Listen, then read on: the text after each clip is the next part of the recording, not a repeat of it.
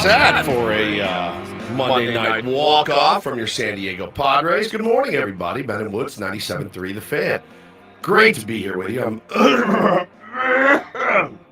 still a little, I sang a lot. I was yelling and singing lyrics and things at the Rose Bowl on Saturday, yelling at my kids a lot. You know how it goes. You lose your voice a little bit from time to time, but feel great. I feel absolutely fantastic. Don't know you don't know that goes at a concert? No, you're not singing. Maybe I just want to fly. I was just not there at all. I was singing it so much, singing so much. Yeah, it's just. What would that look like for Ben? He's just like, on a horse with no name. Yeah. Sailing, take me away to where I've never known you. Nobody knows what he says there. Experience if I did that, wouldn't it? Yeah. Just don't know. Seamoon Hegg says, what sounds like he's underwater? I know. It's just, it's it's kind of the instrument that you need every day to sound good. I just don't sound good right now. So I'm going to go ahead and take it to the house. I just wanted to come in and say hello. And I'll see you guys tomorrow. That was just on our YouTube stream because you once again didn't do your microphone right. What do you mean? It's all good. I got it fixed. What was on our YouTube You weren't stream? muted, so you're supposed to be muted. You're good now. Okay. Everything good? Yeah. Everything's good. So I'm supposed to go in and mute it every day. Yeah. I thought you did it for me. Man, sometimes you do. All right, I'll just double check. I do it when you don't do it. Ben does it on his own. I'm having a rough morning. You used to do it on your own. I don't know what did? happened. I don't know what happened. To do it every day. And it's been in like the last month. Oh, I feel like it did it for me when I logged in every day. I feel like it was like an auto setting. Well, I'm having a rough morning as is, and I'll explain. I'm Woodsy. That's Paul Reindl, executive producer, and Ben Higgins. Well, Paulie, how are you? Sorry. Good. How are you? I'm great. Thank you for asking. Yeah, no thank problem. you actually for asking, because I feel like sometimes I ask you guys how you're doing. No one ever asks the kid how he's doing over here. I literally do it every day. I say, hey, how are you? It's true. I am very guilty. I don't know that I can. I don't know that I can get behind the veracity of that comment every morning. Paul, no, you're right. I could be the question. I could be better how are about you?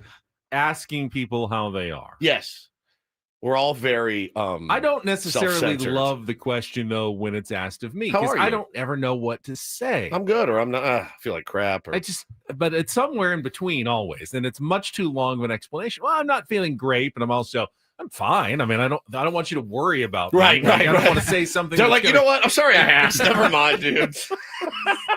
It's a really complicated question to give an honest answer to. How you doing is literally It's such a maybe the BS most question. complicated question It you is. can ask someone. It's BS. And we do it every day of everyone. And then the person you ask it of gives you the most perfunctory non-answer possible, which is, I'm fine.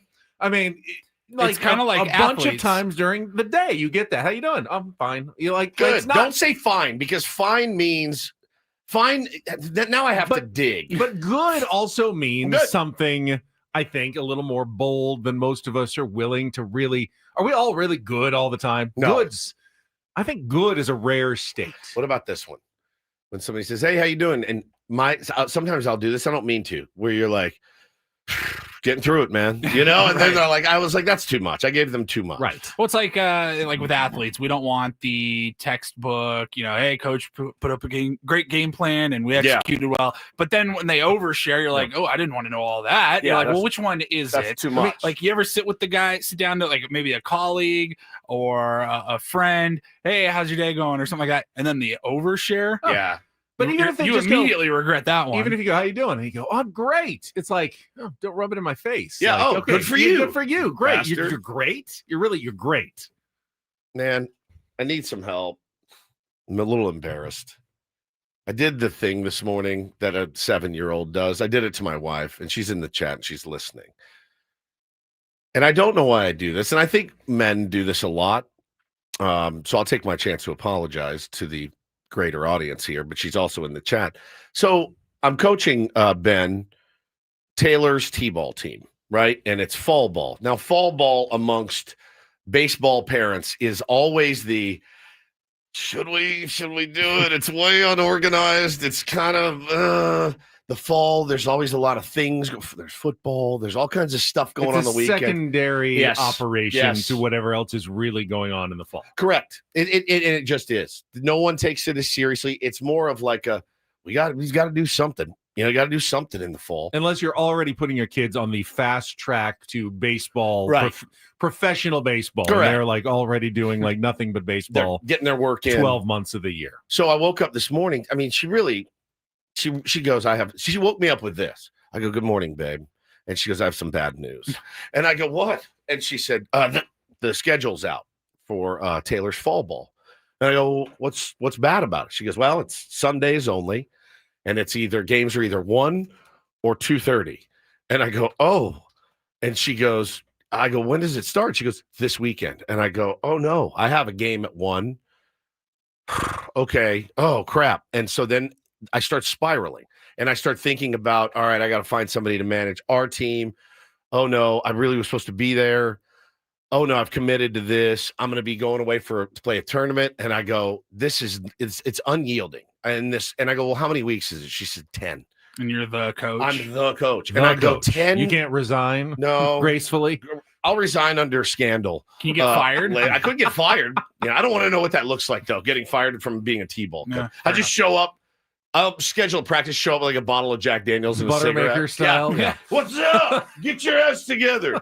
So Hannah's telling dirt on it. So Hannah's telling me the schedule, and I'm just start to spiral. Because for me, I start thinking about, okay, it's not just my weekend. I want to teach Taylor to learn and everything. And he's got some kids on the team that we know, but I don't know really many of the other parents.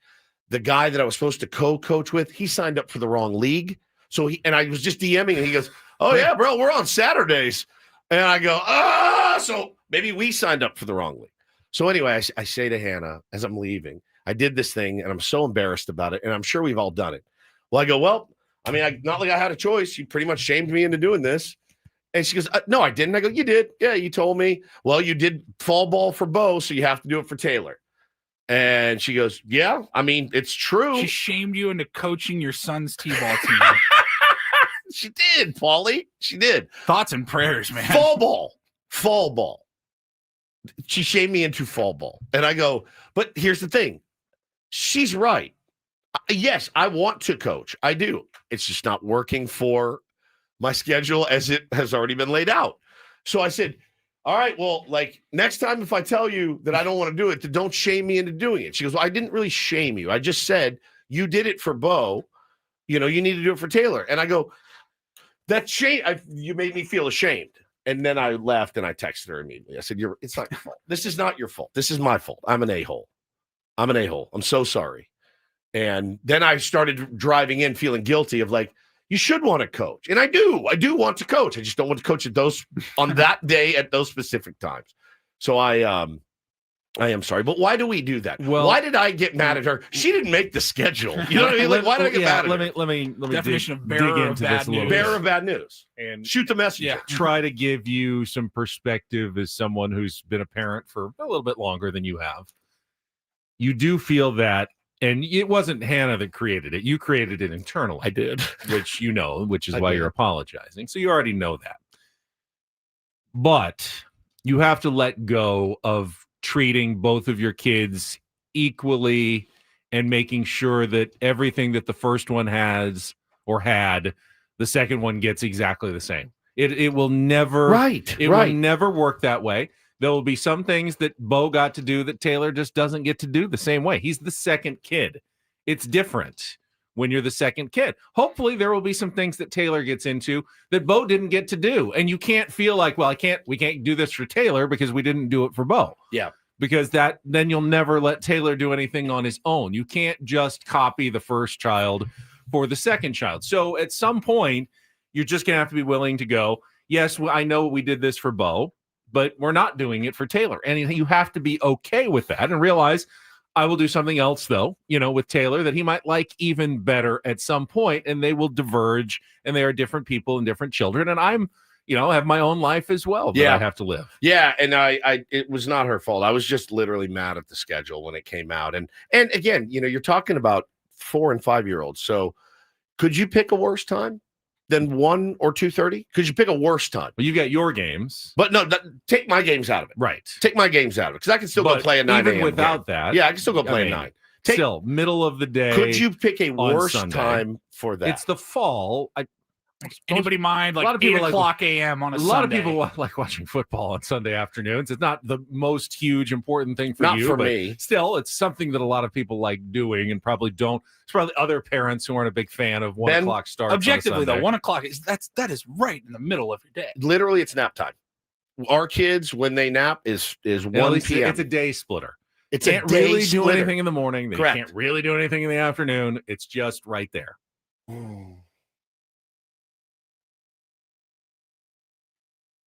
It's a lot. I'm over committed. We overcommitted. Like, for example, we have Taylor music tonight, Bo soccer practice tonight. Tomorrow, Bo has baseball practice. Thursday, Bo has football practice. Friday, Bo has a football game. Saturday, Bo has a soccer game.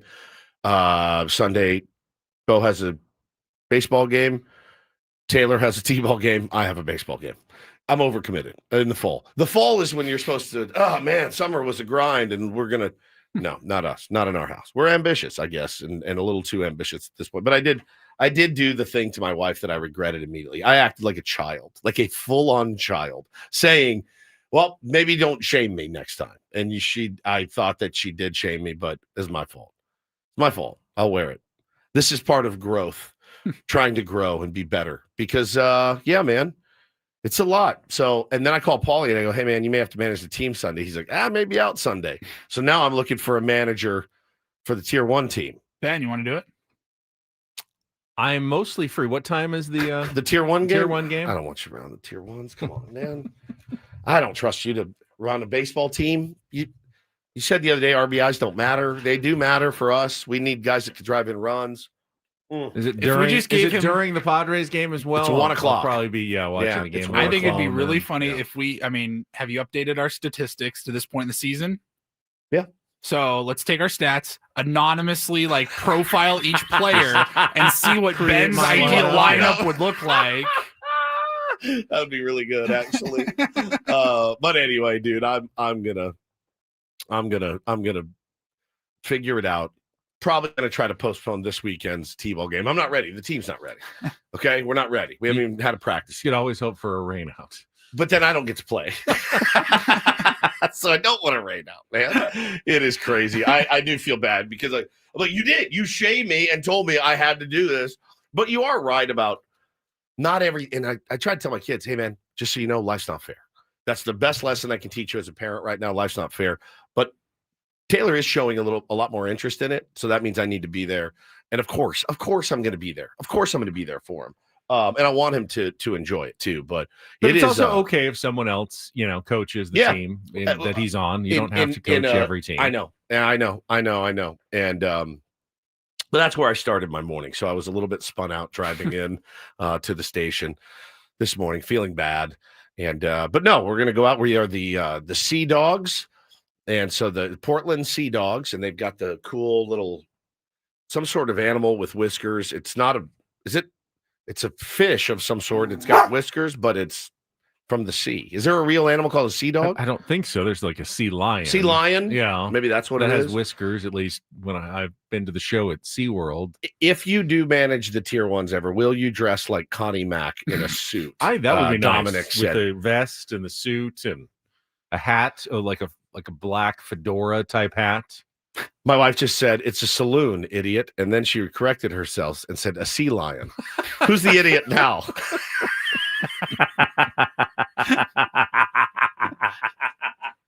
Is it a saloon? Is it? Or is it a sea lion? Oh, man. Yeah, what a loser. Oh, dude. So anyway, that's where I started. I'm in a bad headspace. Now I'm feeling guilty for even not just saying, yeah, man, I'll drop everything. I'll drop everything that I committed When I came to. in this morning, you weren't in here as well. You were over with our pal John. Yes. KOSON. What? KSON. KSON. KUSON. What were you guys talking about? So I got a text yesterday after the show. John's co-host Tammy is very sick. Not like definitely. She's sick. Sorry. She did a bit, which is great. So she's out today. So John's like, all right, well, she's out. You want to record a couple of breaks with me? And I go, sure, talk some Padres or whatever. But she did a bit, which is pretty amazing. I go, what is Tammy okay? Like, what does she have? He goes, Well, I mean, she's sick, and we know that she's sick because she sent us this video, and she literally is like, "Oh, it's me. Clearly, I can't come to work." Like, here's video, and I go, "You guys have been together for like 30 years. Does she really need to send you proof of sickness videos?" Hey guys, it's Woodsy. Here's the vomit from last night. I'm probably gonna vomit again. Here's all the medicine I'm taking. I go, she can't just tell you I'm not coming in, and she feels the need to send you a video. Most workplaces do have a rule that you can't just email or text in sick. You have to call a manager. Is that right? Really? I know we do. On what planet? Really? Yeah, you can't just text in sick. I mean, I've texted in have sick. to talk to someone about being sick. But we go to work at 4:00 in the morning. I got to call Adam. He's like, "Hello." Hey, it's Woodsy. I can't make it in. I go, I'm not going to come in today. I've texted the guys. Do you guys want me to call you next time I'm sick? I'll say, okay. Oh, yeah, Paul, identical. You have to realize there are people who will abuse the sick days. Tammy's not one of them. I don't think I'm Tammy not is one of them. You're I not know one of them. you're not Paulie's not one of them. but a policy has to apply to everybody at a workplace. So if you have a couple of people that you're worried about abusing sick days, then everybody has to call and talk to someone directly before they can have their sick day approved. The video was, hey guys, I'm clearly not feeling well. I'm like, you really don't have to do proof of life, like proof of sickness. If you tell me you're sick, I'm going to take you at your word. You're sick. Same with you. And I hope you guys would do that for me. I believe you. I'm every time I've called in sick, believe you. I'm not saying I don't believe Tammy. I'm saying I understand the policy at many workplaces. But that's not a policy. Sending a video is not a policy. That was above and beyond. She went above and beyond. So here's the. You guys wanted to know? Here's the diarrhea. I mean, that's not a joke. That is a toilet full of diarrhea. I'm not coming in. Here's an interview with my doctor. Here's my doctor. I don't know what to tell you. Yeah, I think everyone on this show, we all get paranoid about being sick. All of us are crazy, crazy paranoid about it. We don't want to leave our brothers in the lurch. But so I was down there with Johnny doing a couple of Padres breaks and things like that, talking about the team and the postseason and things like that. So it was good. I'm happy to help. Did you get to toss any songs on? No, I did not break? Actually. No? Probably nothing I'd want to toss. That's to. true. All right, here's Morgan Wallen again on KSON. Your country's, what is it? What's their tagline? San Diego's country. Yeah. There's Morgan Wallen. No, it's San Diego's. Oh, that's the station. There's San Diego's morning show. Yeah, there's San Diego's morning show. That's their tag, at least. We don't have a fun tag. We don't, do we? Well, we'll just have to think of one. One thing I've learned. Do the show, bitch. One thing I've learned, though, you can't force a tag. That's true. You can't force a tag, and you can't force a catchphrase, though many, many will try. But you just can't do it. It's got to come organically. Took us years to get to the tier ones. Matt just nailed it. All right, it's Ben and Woods, San Diego's other morning show. I love it. Can we use that and steal it? All right, Ben and Woods on 97.3 The Fan, San Diego's other morning show. Thanks so much for joining us. Consider that done. That is brilliant. All right, let's check traffic, and then we will come back and set the menu for a Tuesday morning edition of San Diego's other morning show. Yes. Ben and Woods here on 97.3 The Fan. From the 855 Get Ross Traffic Center, protecting San Diego after accidents or injury, here's Kelly Danick. This game day traffic report is brought to you by Crystal Geyser Alpine Spring Water. Good morning, guys. I'll tell you what, I'm about ready to go back to bed. It's already a very busy ride out here. First off, you got fire crews handling a encampment or brush fire southbound 5 before East Street. It's over to the right shoulder. Now, northbound 5, right around Main and Division, there's a stalled car in the center divide, but that's an appetizer for what's up ahead. Before 28th Street, you got a crash involving several vehicles, including a motorcycle. It's got 1 or 2 right lanes blocked. It's north 5 before 28th. And tow truck is helping to get a stalled car off the Coronado Bridge, heading over to the island just past the 5, got the left lane blocked. And solo spin out, northbound 805 past Balboa. That's in the center divide. What makes Crystal Geyser Alpine Spring Water different? They always bottle their Alpine Spring Water less than 1.5 miles from the spring source. And all of their bottles are made with 50% recycled plastic from their own recycling plants. Crystal Geyser, bottled at the spring source. I'm Kelly Danick with Benwood, San Diego's #1 sports station, 97.3 The Fan.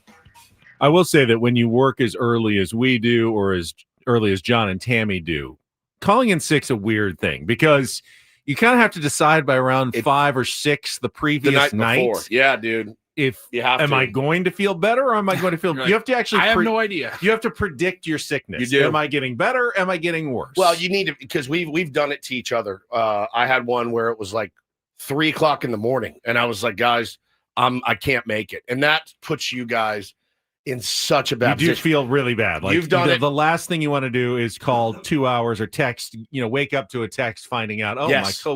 my co-host is not going to be here. I This had morning. one. I came in and basically, as soon as I got here, pretty much told Adam, I'm like, I need somebody to get in here. If it's you, or whatever. Like as soon as you can, I can't do a that. while ago. I wasn't it? tried, and because you wake up at 4 o'clock, and you're just like, I don't feel great. But I think it was like day 1 of the sickness. Yeah. And I was like, I don't feel good. But I also don't know what to do right now. Hey, call somebody. Like, can you be there in 30 minutes? Right. Nobody's up. Yeah. Nobody's answering their phone. No, if you do the thing, we have gotten pretty good about it. Like we really have. Our show's pretty clocked from years of working together. And no, the other thing too is like there's an immense amount of trust to where I know if Ben's sick, he's sick. Right. Paulie never gets sick, knock on wood. But it's like I think you guys know. Woodsy wasn't out blowing it out till 6 a.m. Right. He can't come do the show. Like there's an immense amount of trust to be like, oh, he's missing a show. It's a big deal. It's a huge, huge deal. And I'll tell you, being sick in this business is maybe the worst. And I'll tell you why. Because at 10 a.m., you're like, that's my sick day. It's over. I would have been done and on my way home now. It's really not worth it. I mean, if you can come in and grind it out, as long as you don't get everybody else sick. Right. But isn't it just the biggest waste of a day? Right. At 10:05, you're like, I'm not even missing anything at this point. Like, if you miss work and you're a 9 to 5er, you're like, all right, I feel like crap, but I'm watching Price is Right. I'm having a ball. They're all at lunch right now. Like, this is great. For us, 10:03, I'm like, yeah. Well, day's over. Like, That's my sick day. let's say you do wake up and have to call out and you're not feeling well. By the time you go back to sleep and then wake up, like, show's almost over. Show's done. It's done, dude. That's exactly right. It's just terrible. It's terrible. All right, here's what we've got coming up this morning on a Tuesday. Victory We've got Tuesday. a come from behind, very early season classic Padres victory last night with Fernando Tatis Jr. walking it off in the bottom of the 10th inning on a sacrifice fly. We'll get all the highlights from Jesse and Bob calling last night's game. Saw Jesse yesterday talk about being in the clubhouse. And, of course, the big news, we'll get into that as well. The return of Michael King to the mound tonight, making the start in Game 2 of the series against the Cincinnati Reds. So we've got that to look forward to. This is Michael King. There he is. He was in good spirits yesterday. Got a chance to talk to him a little bit. You did? I did. I was there in the clubhouse. I Boy, spoke Benny. with Look at you. Mr. Michael the King. Down there grinding? Down there grinding. Yes. Went down and said hello to everybody. Talked to Mason Miller. Talked to David Morgan. You talked to Mason for Miller the first time. Yeah. from the Padres? I did. Oh, my God. Had a nice little chat with Mason. How's he doing? He's good. I like him. I don't like him. I love him. I love him. Love. Like, heart hands love that dude. Pretty fun to Holy watch. smokes. Hard not to be fond of that guy. Question. Yeah. See the skipper? Did not. All right. He did not pass through the clubhouse. Okay. I will say I did not actively seek out the skipper. Wasn't avoiding him, but I also wasn't sticking around for the scrum in the dugout. Look who's here. Here he is. And I just never crossed paths with the skipper. I got it. So, I got it. Mr. RBIs don't matter. Hey, any Ben? Any lineup changes you like today, boy? Oh my God. Got a nice greeting from Manny Machado. Oh, my Saw sweet Jay angel. Cronenworth gave me a fist bump, Oh, tap on the shoulder as man, he went that by. Feels so cool. I'm so jealous. It was You didn't good. tell me you were going down It just, that's just work. It's Just just going a- down for work. on a whim. So right. we'll get you updated. We got our regular features today. Don't do this. Take on Woods. Remember the prize? Sphere, Eagles, trip to Las Vegas this Incredible, month. man. We had a lot of very popular game yesterday. So you'll have your second chance to qualify coming up at 8:20 this morning. And of course, it is a Incorporator Tuesday. Jesse Agler will be with us at 8:35 this morning to talk Padres baseball and get his word for tonight's broadcast. But let's get started. It's all coming up with Ben and Woods on San Diego's other morning show I love it. on 97.3 The Fan. It should absolutely stick, Benny. And man, the timing is it's not, I mean, it's great timing, but it's poor timing. Yesterday we were texting each other about the potential of you having to go down and cover that fire in Lakeside yesterday. They tamped it down before I got called into action, fortunately. They did, and they are just phenomenal at what they do. And listen, man, SDG&E, they want to make sure that everybody is prepared and ready in case of an emergency like that. I was watching the Sky 10 coverage that we had, and you see all the power lines like leading to the houses and how dangerous it gets. That's why they have to call for public safety power shutoffs. When the wind gets high, the fire conditions are bad, they're going to need to shut off the power. But that can be an incredible inconvenience for you. Oh, yeah. If you don't know it's coming, but you can know it's coming by signing up. Yeah. Also, make sure you're prepared. Have an emergency kit, bottled water, cash, just to be able to leave if you have to, a plan, and make sure that SDG&E has your most up-to-date contact info should they need to contact you in case of an emergency like yesterday. Sign up for outage notifications at sdge.com/notify or download the Alerts by SDG&E app. We've all got it. Being prepared during an emergency is everyone's responsibility. Be safe. This is the time of year to do it. Again, go to sdgne.com/notify or download that Alerts by SDG&E app.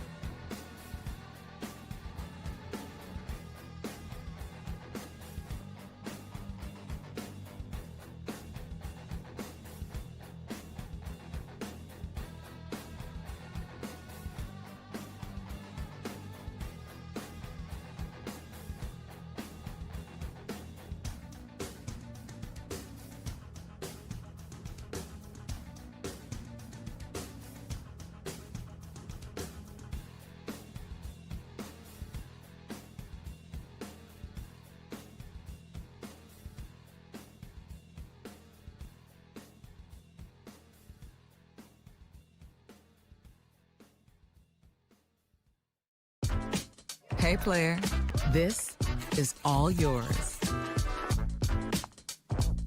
This room with this view. This speakeasy with this cocktail. Hey, could you make that too? The spa with this. Ah.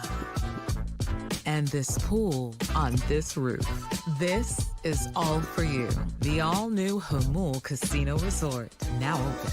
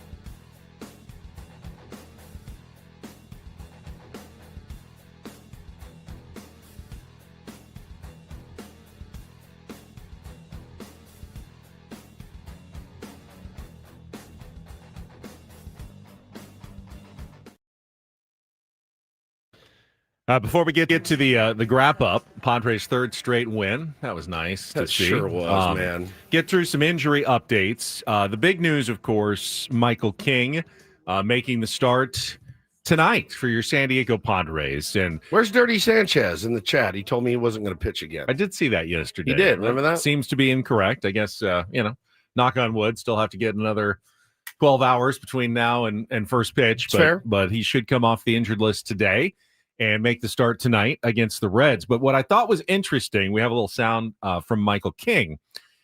He didn't sound as though he needed much build-up time. He sounded more like, no, this is go time. We're not treating this as like a little extended spring training or building up to the playoffs. Every game is critical at this point, and I feel like I've got to go out and be that guy right away. And that's why we had the extra time for me to get ready the last couple of the bridge game, the 5 innings ago. I don't want to go, okay, I can go 3 innings today and then 4 innings the next time. It's go time. When I go, I'm going. I love it. And need it. He believes that tonight he is ready to go. Here was Michael King before the game yesterday. It was a frustrating year for sure. Being on the outside looking into a very, very winning team is fun to watch, but also I get very jealous. Honestly, I just really want to try to contribute as much as I can in these next 2 months, and hopefully we're victorious at the end. He's excited to be back. You could tell, you just see on his face. And he said, I think might have been Darnay who asked him, was there any silver lining? And of course he said, it was nice to spend time with my daughter and my wife, my brand new baby girl and my wife this summer, which I would not have had as much of an opportunity to do had I been healthy. But no, there's not really much positive about it. He's, going to be a free agent at the end of the year. This is a critical Now, critical stretch for him. 4 starts if everything goes well in the regular season. And then, hopefully as many playoff starts as the Padres can squeeze out of him in October, as deep as the run may go. You can always count on Darnay to ask a good question that leads to a thoughtful answer. Gives us something to talk about this morning. That's right. Leads us some good content. Good combo. Yeah, he's handsome too. He is very handsome. Also, a couple other injury updates. Saw Jason Adam in the Padres clubhouse. Had the biggest, bulkiest brace and a crutch. But he had a smile on his face. He always he's Jason Adam and just a good guy. And he was, chatting with everybody. But I mean, a brace that went from literally like his ankle up to like all the way up his leg. Jeez. Like you couldn't see it under his shorts. Dude. It went so high up there. And the crutch. Had the surgery, obviously, on the ruptured quad tendon. The recovery process is going to be slow and laborious for Jason Adam. Not his first time, man. Guy has been through a litany of injuries, man, and has grinded his way back from each one. And then saw Joe Musgrove briefly. Yeah. How's Joe doing? He is throwing in the 90s, he says now. Doesn't really know what that means. I was standing around with, who was it? It was AJ Cassavell and Sam Levitt in the clubhouse. I think AJ threw out the question. All right, quick poll. Does Joe Musgrove pitch for the Padres in the playoffs? And we all decided no was our guess. That's the problem. The smart money is on no. Money on that. AJ said, though, I wouldn't be surprised if, like, they get to the LCS, then you see him on the roster and maybe get in. Probably not in the Wildcard Series, Division Series, kind of a toss-up. But if they go deeper into the playoffs, you might see Joe on the roster and maybe get into a game. It's the timing is good, right? I mean, that's kind of when it was supposed to He's happen. moving along nicely, though. Seemed like he was in good spirits. The NLDS marks 1 year. Yeah. That's exactly right. So, I think it'd be awesome. Obviously you're nervous about it. You need him next year. He's, the top of the rotation guy for you. So but man, if you get that far and you have a chance to win a World Series and you need a guy that can spin it out of the bullpen for an inning, that's your guy. And then finally saw Xander Bogaerts. Oh, sweet Xander. No foot brace or anything. No ankle, whatever. On no crutch or anything. Crutch. He was walking just fine. Yeah. Said he can't run yet. Looked very normal. He is waiting, though, for doctors' approval to start running and doing baseball activity and probably more imaging before they're going to let him do that. And he had a broken bone at the top of his foot. Yeah. One of those. Oh, my God. Fouling off it off. His foot. Yeah, he did it 3 days a week, man. I feel like every step you take, that would hurt. All those two-seamers in on his hands. He was moving around just fine in the clubhouse, which good. Seemed like a very positive sign. And he also seemed to be in pretty good spirits. So got to see a bunch of people. David Morgan was very quiet. He's a quiet guy. I tried to interview him. Didn't say a lot, but it was nice to meet him for the first time. And Mason Miller and I shared a nice little moment. Tell me all about it. So I went up to him specifically because I hadn't had a chance to meet him since the trade. And I said, I just wanted to introduce myself. Ben Higgins from the Ben and Woods Morning Show on 97.3 and from Channel 10. And he said, oh, nice to meet you. And I said, I just wanted to say that my son also has type 1 diabetes. And just, it's an amazing inspiration to see what you've been able to do. And he said, when was he diagnosed? And I said, 14. He goes, oh, so tough. And, just, tell him to keep working at it. That's all I just keep doing, just trying to, keep managing and going forward. He's such a good guy. Sweetest angel, dude. Really like that guy. Sweetest angel. You know how happy I am that my number has been 22 my whole life. When he has 22, I'm so happy. We have about a 60-mile-an-hour difference in our heaters, and our sliders are a little bit different, but we do share the same number, and that makes me very. I feel so cool having 22 because that's what Mason Miller wears, and I watched him come out last night, Benny, just squirting fire, just unbelievable, and snapping those sliders off. He's a delight to watch pitch, and I wish that like I know you can't, I know you can't, and you shouldn't. But when he mows down those 3 that he faces, I'm like, put him back out. Why not? Just throw him back out there. He's young. Like, I love watching that guy pitch. There is no reliever who is ever going to be perfect. No.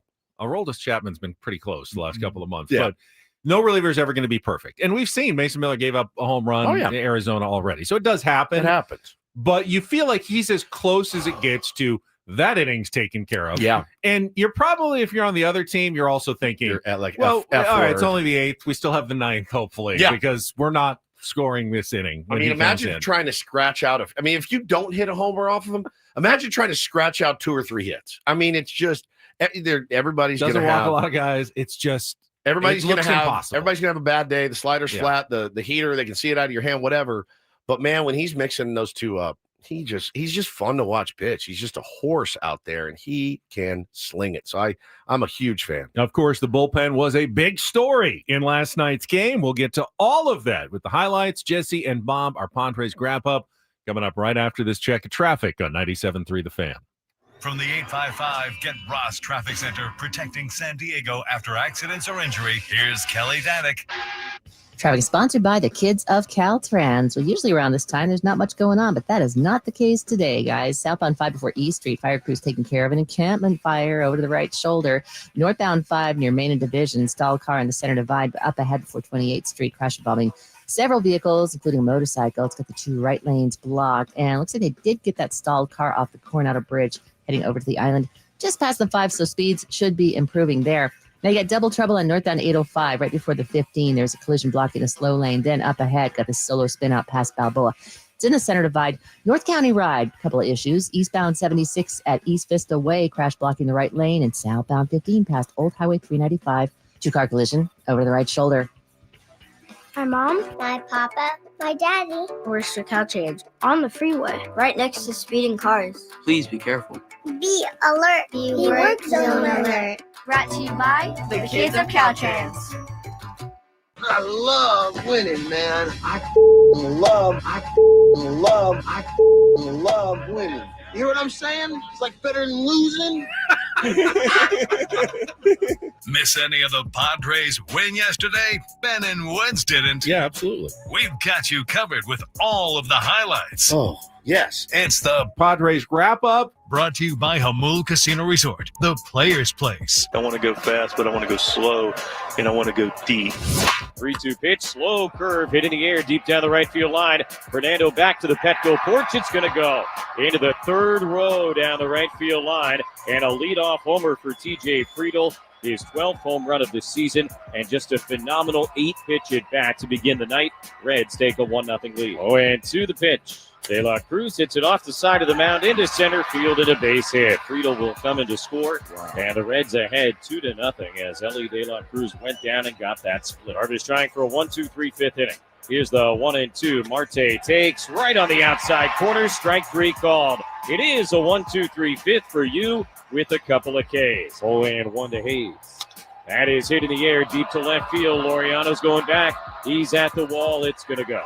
First balcony Western Medal over the Canal side, and Austin Hayes' 15th home run of the season makes the Reds lead 3-0 here in the 6th. 0-1 pitch, ripped on a line over the head of the first baseman Steer and into right field. Fernando will score. Sheets on his way to second and taking a turn, now stopping an RBI double, his second 2-bagger of the night, and the Pods are on the board. It's 3-1. 2 on, 2 out. The 2-2. Merrill swings, drives it in the air, deep to right center. Reindl is back into the gap. He dives, and he can't make the catch. Sheets has scored. Laureano's on his way. Merrill into third, a 2-run triple. It's all tied. 3-3 here in the 6th. Winning run at third, nobody out. 1-2. Here's the pitch. Tatis swings, pops it into left center field. Hayes is back into the gap. He'll make the catch. Cronenworth tagging. Here's the throw to the plate. Not in time.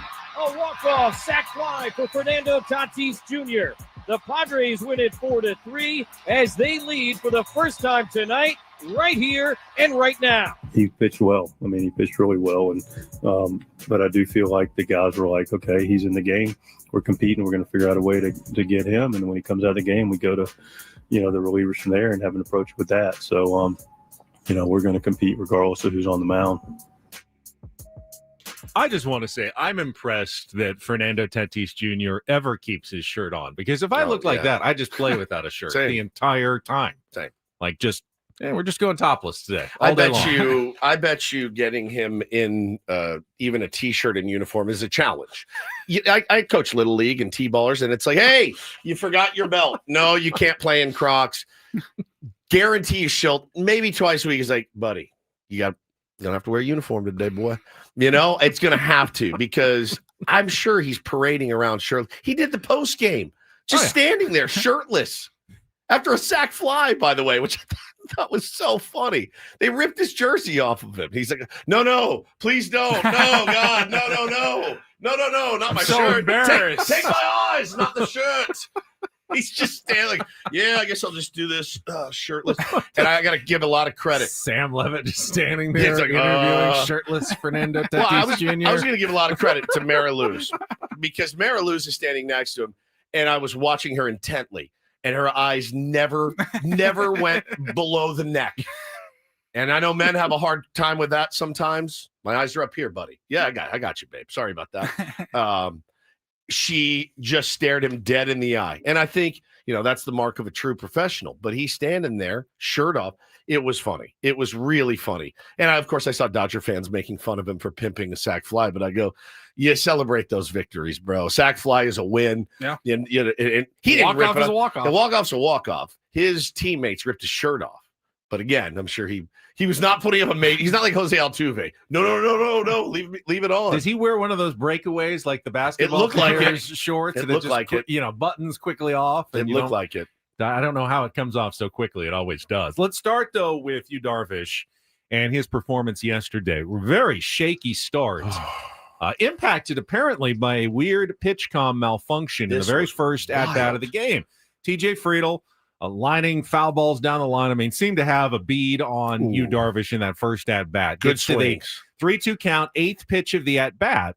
And you could tell there was something going wrong.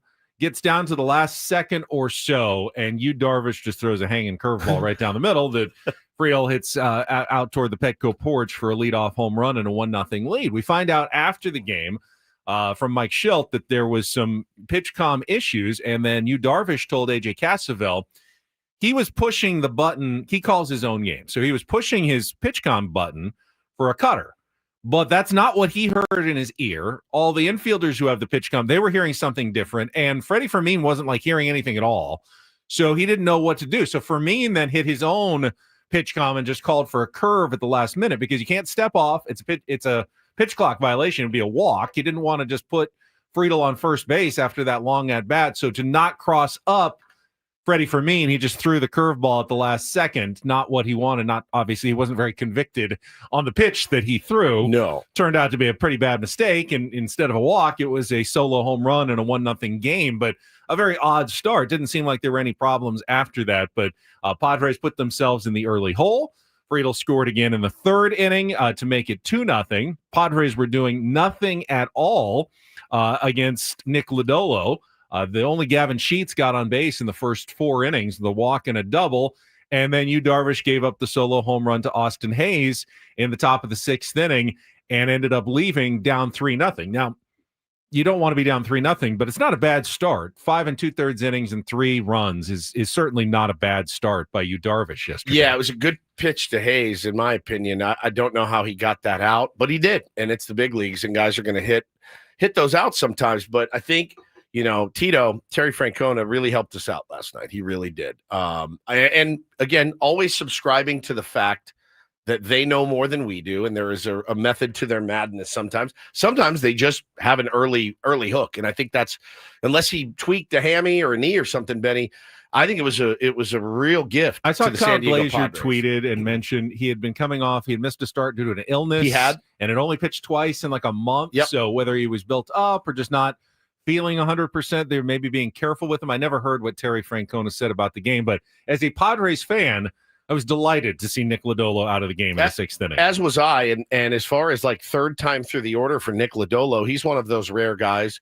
Opponents hitting 202 off of him. He's got a 2.30 ERA the third time through the order. So I think if Terry had to do it all over again, knowing that Nick Lodolo was if he was feeling well and, again, hadn't tweaked anything, probably going to leave him out there. Turned it over to Scott Barlow, who ended up giving up a run, former Padre. Charged with all three. Charged with all actually. three, yeah. But it was the AB by Jackson Merrill. You just can't say enough good things, because I'll tell you, based on some recent swings and the homer in Colorado notwithstanding, Benny, I went, man, Suter is a tough lefty. He is tough. And they brought him in specifically knowing Jackson's going to have a problem with this guy. And he left one up, and Jackson pummeled it. Well, then you knew he didn't get all of it, right? But you thought maybe it gets a gap. That kid has been robbed at least 12 times I can think of off the top of my head of hitting missiles to the outfield, and he was right on it. I mean, he was right on it, slid a little bit early, I thought, and ball hit the ground, run score. But what an AB from Jackson Merrill. Just getting good, solid wood on that was quite a feat. Yeah, the turnaround the last couple of days for Jackson Merrill, 2 days does not make a complete turnaround, but one of the most encouraging signs for the San Diego Padres is potentially a Jackson Merrill heating up in September into October. Because, again, he was second team all MLB last year. He was one of the top 6 outfielders in all of baseball last year. And this year just has not gone his way, various reasons. Injuries, again, a little bit of a sophomore enough, slump. He gets hurt every time he's been there long enough to even get going. He said some bad luck as well. It's kind of conspired against Jackson this year, but it doesn't mean that he can't finish this season strong. Yeah. It doesn't mean he can't be one of the 6 best outfielders in baseball. Because if the Padres all of a sudden had a Jackson Merrill who was a top 6 outfielder in baseball, that lineup looks completely different with that Jackson Merrill. Legend Girlie said Terry Francona said Lodolo said he was gassed after the 5th. So it could be, that's all I got tonight. Yeah. Which is fine. I mean, he gave them what he could. And pitched really well. It's up to the Reds bullpen to take it from there. They did not. The Padres bullpen did, though. And Mike Schilt made one of his boldest decisions of the season last night. We will talk about it when we come back. More Bennett Woods on San Diego's #1 sports station, 97.3 The Fan.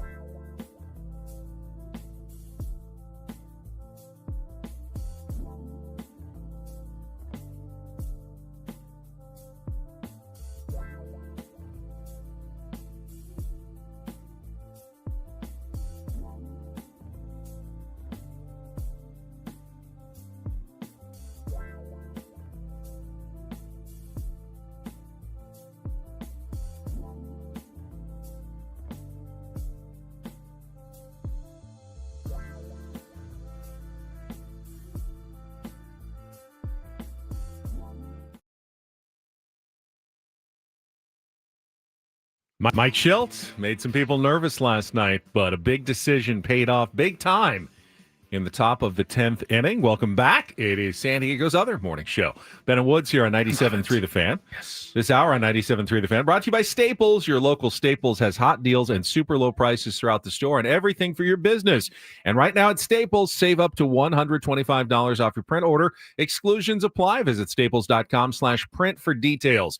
Ends 9/13 and save even more with the Easy Rewards program at Staples. Now, the bullpen, after Yu Darvish left trailing 3-0, started with, Jeremiah. Well, first Alec Jacob came in and got an out. Give credit for Alec Jacob coming in and getting one out and getting the Padres to the final 4 innings.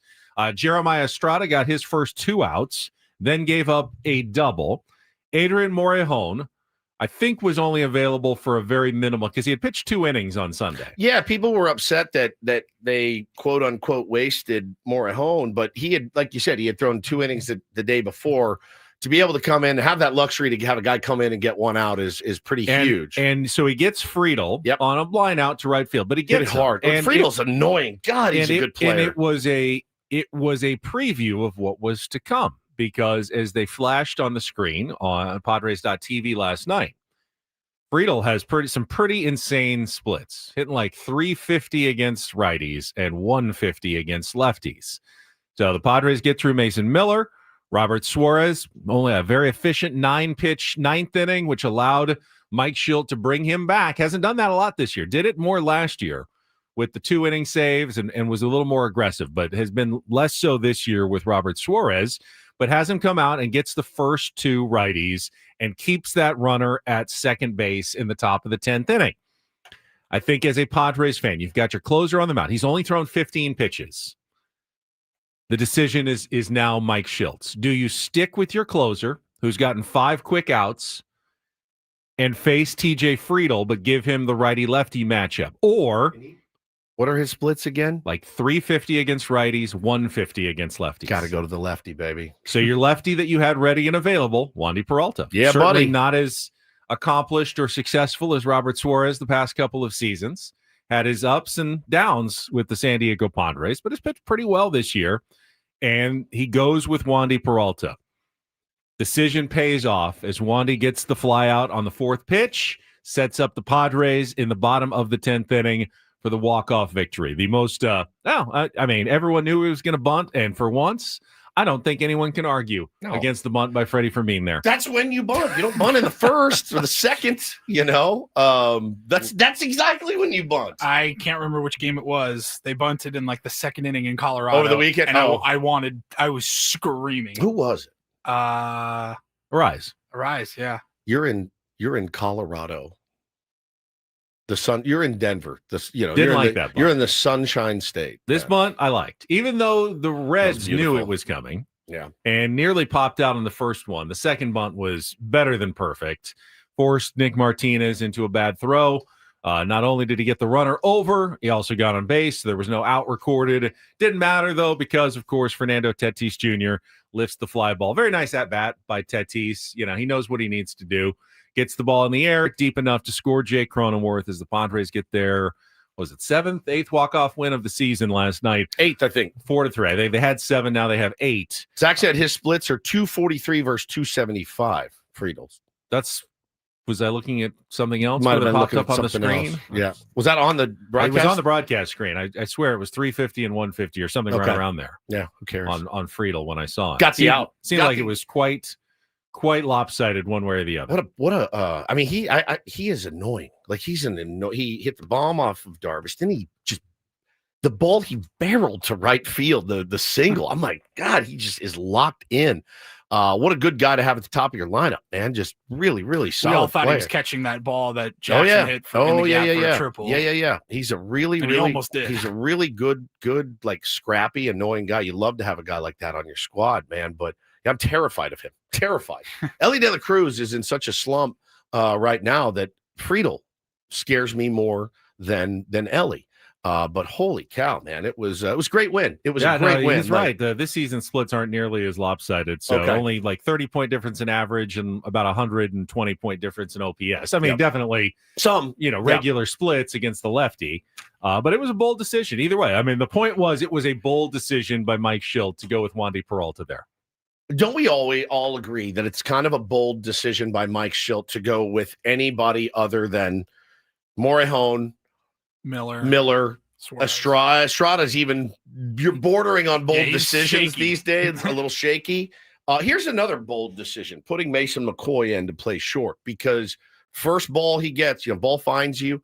He damn near threw that one away, Benny, and he had kind of a rough go in Colorado as well. Like he is there only to play defense, really. Like you're not counting on him for his bat at all.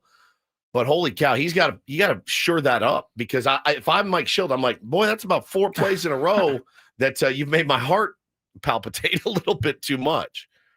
So I don't know that that's the right move, is putting him in late in the game. You could have slid like you had done. Crony to short, Arise to second, O'Hearn to first, but O'Hearn got his pinch hit and then sat. Yeah, I mean, are you playing with fire by putting Jake out there, or is it the right decision? It feels like you're playing with fire putting McCoy out there right now. That's what it feels like. We've seen Mason McCoy play good defense. I have seen him play good defense. The last couple of days, it is not sharp. Maybe he's a little yippy Which, right now. It happens to everybody. Yep. Do you want him to get through it? I mean, I can't see a ton of scenarios where you're seeing a lot of Mason McCoy in like playoff games. Me neither. And if Xander comes back, I doubt he's on the roster even for the postseason. Anyway, though, Padres with the win remained one game behind the Los Angeles Dodgers, who did beat the Colorado Rockies. They were actually no-hitting the Colorado Rockies until the ninth inning, before Tanner Scott gave up a no-hitter in the ninth, although he did actually get the save this time as they beat the Rockies 3-1. Tyler Glasnow actually was down 1-0, even though he was throwing the no-hitter. He had given up a walk, stolen base, fly ball, sac fly to give up a run without a hit. And the Dodgers were losing until I think neither team had a hit. The sixth or seventh? Yeah, neither team had the first 3 or 4 innings, neither team had a hit. Then the Dodgers had 1 hit, but no runs, while the Rockies had the 1 hit or 1 run and no hits. Dodgers got a hit, then they tied it 1-1, but left the bases loaded in the 6th. And then Mookie Betts had a 2-run single in the 7th. That was the difference in the game. So they remain 1 game up on the Padres now with 18 games left to play in the season. And again, the Padres need to finish 1 game ahead of the Dodgers. But the Padres did gain ground in the race for the number 1 wild card, as the Chicago Cubs lost to the Atlanta Braves 4-1. A couple of home runs. Ozzie Albies, Matt Olson both went deep. So the Padres are now 2 games behind the Cubs for the first wild card. And that tiebreaker is a lot more complicated, because the Padres and Cubs split their 6 games. Right. Remember, very early in the season, like back in April, they were done with the Cubs. And I remember having the conversation when the Padres won that last game. Oh, that's good. Now, at least, you have a chance to win the tiebreaker. The second tiebreaker is your record in your division. And right now, the Padres are just like percentage points ahead of the Cubs. Like if it ended today, the Padres would have the tiebreaker, but it's far from over, because both teams Cubs have like 10 division games left. The Padres have 7 division games left. So Padres, how they play against the Rockies and the Diamondbacks will likely determine if they have the tiebreaker against the Cubs for the wild card, if it comes down to it. And if it comes down to it, it could be important, because remember, the first wild card gets to host. The second wild card has to play on the road. Right. So it could end up whether you're going to Wrigley Field or they're coming to San Diego based on that wild card if you don't pass the Dodgers in the last 18 games of the season. So that is an incredibly interesting race to watch. I believe the Cubs still have games against the Pirates, the Reds, and the Cardinals that will impact their divisional record, that will determine the tiebreaker against the San Diego Padres. I mean, with how many games left? 19? 18? Padres have 18 games left. 18 games left. Obviously, a lot can happen. But yeah, you find yourself watching these games like a playoff game. You really do, as far as watching your team play. And then you are scouring, last. What did the Mets do? What did the Phillies do? And yeah, it's super fun. It really is the most fun time of the year. Padres, of course, handled business against the Reds, so they're now 7 games back The Giants did win. They remained 6 games back, but the Padres have the tiebreaker on the Giants. And I was saying to Paulie, I actually kind of want the Giants to stay in it because you want their games against the Dodgers, 7 remaining games against the Dodgers, to mean something Oh, yeah. for the San Francisco Giants. So I wasn't actually unhappy to see them beat the Diamondbacks. The Diamondbacks were just a half game behind the Giants as well. So they fall back in the race, and the Cardinals lost. So they fall 7 games behind the Padres. So those, you can start to erase some of the teams that are kind of getting deeper in there. And you actually want the Giants to perform well against the Dodgers in this next week and a half when they play 7 times and could help you out in the division quite a bit. Would be awesome. I mean, it's great. It's great. I you would tell me, hell, we actually need the Dodgers to win these games, and I will not agree with you. I'm not that I'm not worried about the Giants, but I want to see those 2 teams duke it out. I want to be able to wholeheartedly cheer for the Giants in those games and not worry about them at all. As long as the Padres take care of business, you got to take care of business. You don't have to worry about it. The Phillies beat the Mets 1-0. Aaron Nola bounced back. Nice 6 shutout innings for the Phillies.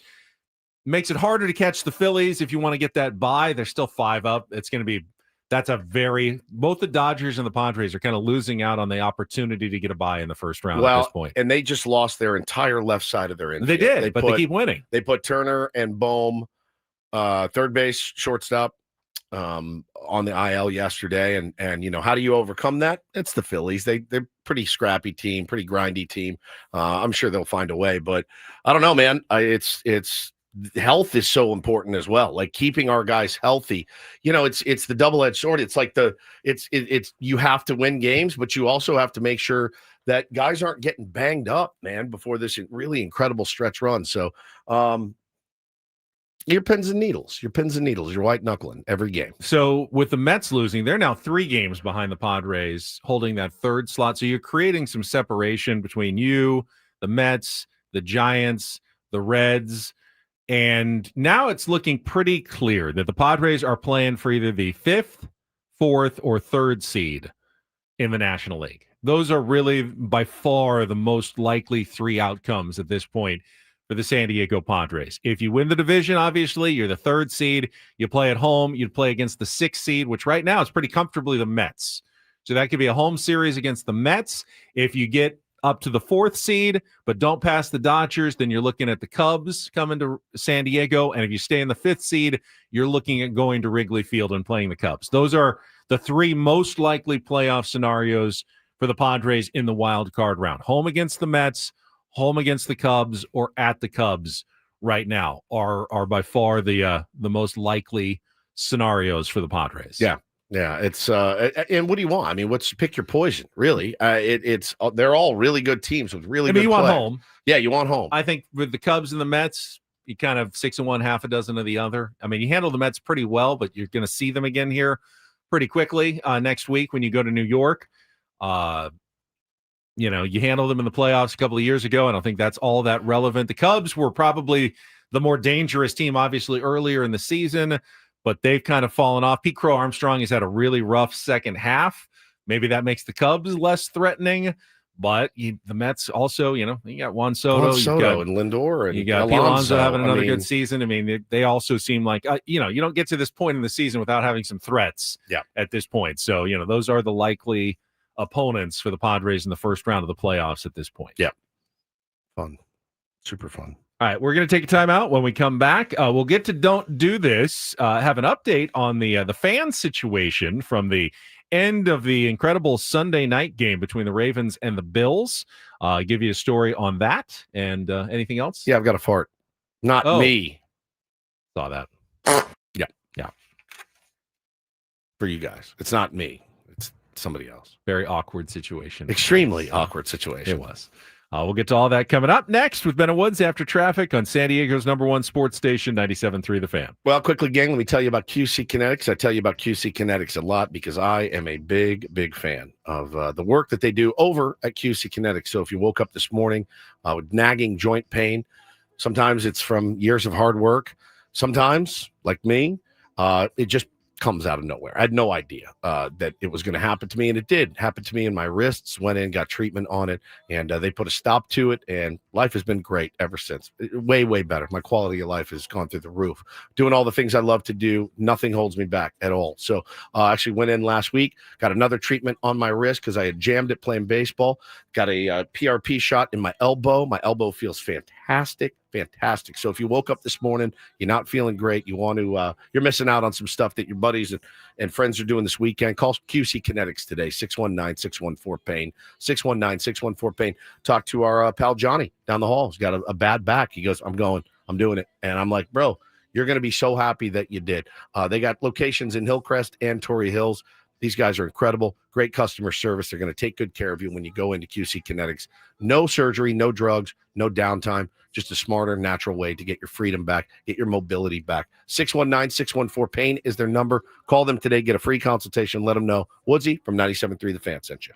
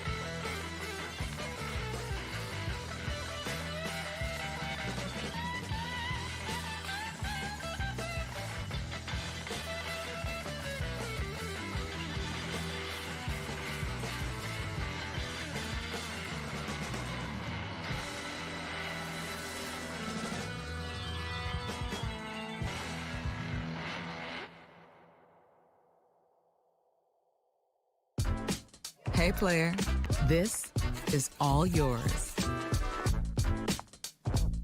This room with this view. This speakeasy with this cocktail. Hey, could you make that too? The spa with this. Ah. And this pool on this roof. This is all for you. The all-new Hamul Casino Resort, now open.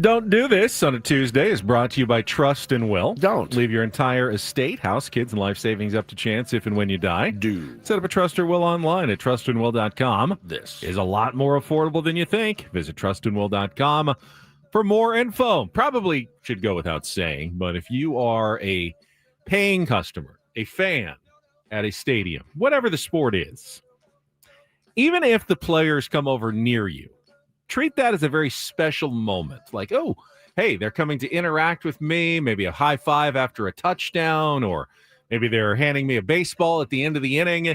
That's great. That's a lifetime memory that you should treasure. Don't shove them like when they're close to you, right? I mean, that should be pretty obvious. At the end of the Bills and Ravens game on Sunday night, the Ravens were walking out, and there was a fan at Highmark Stadium who shoved a Ravens wide receiver, DeAndre Hopkins, and then Lamar Jackson shoved him back. Wow. Which he regretted. He said, I should never touch a fan, but you see him going after one of my teammates and shoving him. You kind of have a natural reaction. I kind of understand that on the part of Lamar Jackson, and I don't think he should be facing any discipline. I haven't heard anything on his end, but the fan has been disciplined and has been, according to Adam Schefter, indefinitely banned from all NFL stadiums for putting his hands on DeAndre Hopkins at the end of that game. So not only did he put his hands on Hopkins, he put his hands on Jackson. Did you see this?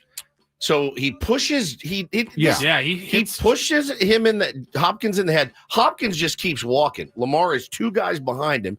And then this dude takes his hand, pops him in the head, in the helmet. And Lamar's like, no, dude, don't touch me. And then pushes the guy back. He looks like, my guess, he's probably in his 20s. Just a young, dumb kid doing dumb stuff. But he's a Bills fan. And, yeah, man, popped him right in the helmet. And so Lamar's like, no, you don't put your hands on us. Lamar looked like he was asking him for his lunch money. He's like, yeah, what'd you do? I mean, he pushed the ass out of him. Jackson said, you got to think in those situations. You know you've got security out there. Let security handle it. I just let my emotions get the best of me. Hopefully it doesn't happen again. Doesn't seem like Jackson is going to face a punishment for his action. Nor should he. Especially after the fan is the one who ended up getting banned from NFL stadiums. Man, that's crazy. That is crazy. This is just a funny one. I was watching the post game last night and saw this pop up on Twitter. And Aaron Nola, great start, as you just mentioned, Ben. A very tight game, a 1-0 Phillies win. And they're interviewing him post game, and listen closely to what happens behind him. This is the screen. What do you call it? The pop-up. The pop-up with the sponsors and everything. They're step and repeat. Yeah, the step and repeat. So they're interviewing him about his great start, and one of his teammates did this. Did you hear it? Oh, yeah. It was ever so subtle in the background. My guess is that it was Kyle Schwarber. I don't know why I think that. I just think you feel like it was a teammate and not one of the members of the media in the scrum. I do. I don't think it was like Jason Stark. You can tell the difference of the sound. I can. That's a baseball player's. And then he starts to crack up. Yeah. I mean, he's like, and then like Ben, he just plows through it. Well, at some point you have to compose yourself and again and move on, right? He just stops and starts laughing. He just puts his head down. Look at him. Thanks, guys. That smile. He's like, all right. I bet locker rooms are very farty. Very. And it probably drives you crazy. After you played 146 games, you're like, I'm going to kill you. I'm going to kill you. Please don't do that.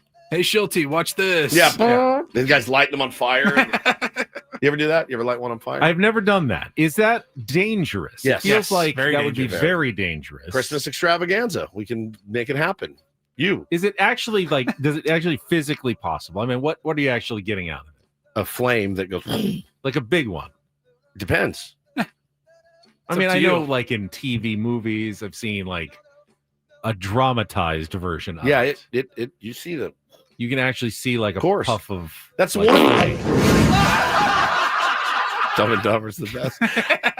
It's one of the parlor tricks. Maybe one of the only ones I haven't done for my kids yet. Thanks for reminding me. I'm ready to blow their minds this evening. Is there like a trick to it? Taylor's gonna be like, I want to try. Yeah, Taylor will want to do it.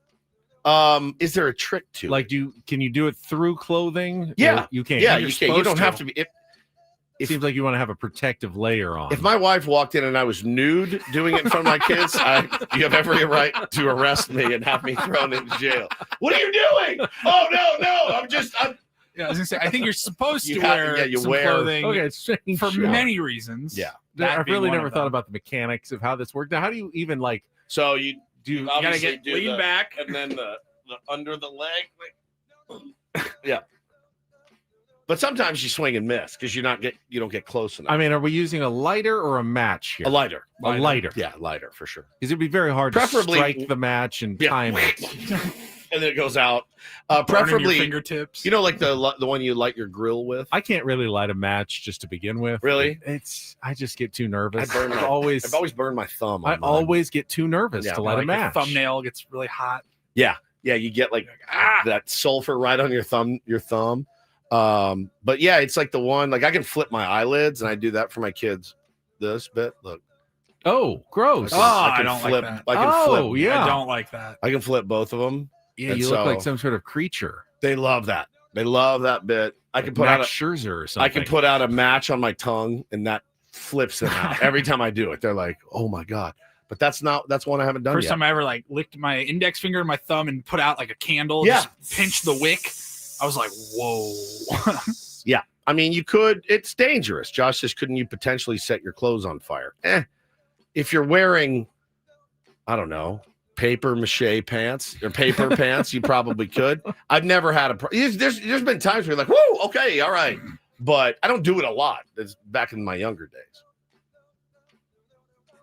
Is never it really even tried worth the it is effort for your 7-year-old and 4-year-old? 100%. I'm surprised I haven't done it yet. No, but then you're also, risking that they're going to try to do it on their own without adult supervision, which would be bad. It would be very bad. I just don't know that there's anything good that comes from it other than a laugh. Yeah. And then is that enough? Yes.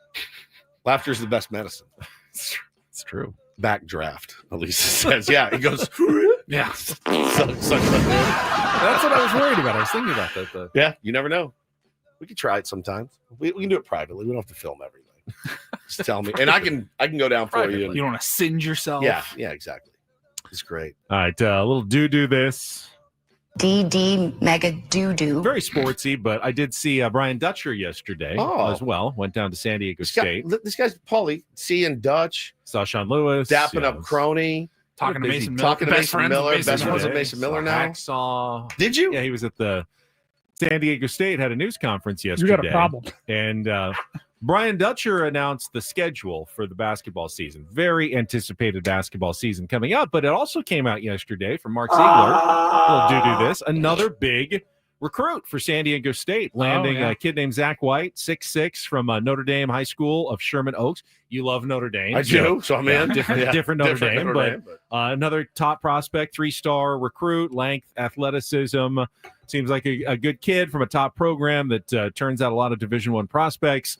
He'll be the first member of the 2027 high school class or 2026 high school class that's going in for San Diego State. He'll be a freshman in the 2026-2027 season. But it was interesting to hear Dutch talk. Went through the schedule and then started getting some questions about the team. And he had a very interesting perspective. He said, honestly, we're too deep. I have too many good players. Now, he said, knock on wood, I know injuries happen. Sure. Things can change, and it's always good to have a lot of good players, but I don't have enough minutes for the kind of talent that I have on my team.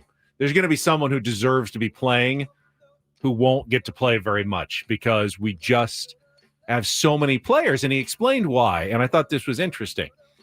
So remember they thought that Miles Bird might be going to the NBA draft, and Magoon Guath might be going to the NBA draft or in the transfer portal, and then they both came back. Yes. But while they were out there, he got a couple of transfers coming in. You got to recruit as if players. they won't be there. Correct. Jeremiah Oden, the kid who had started at Wyoming and went around, big guy to replace Guath. They got Sean Newman, that that assist leader that is coming in as a guard, and it's like, all right, now we have like too many players this year that all should be playing. But if you hear but that, now you've got Bird and Guath back, so they're obviously going to play as well. But if you hear that and you're one of those guys, you're like, ugh.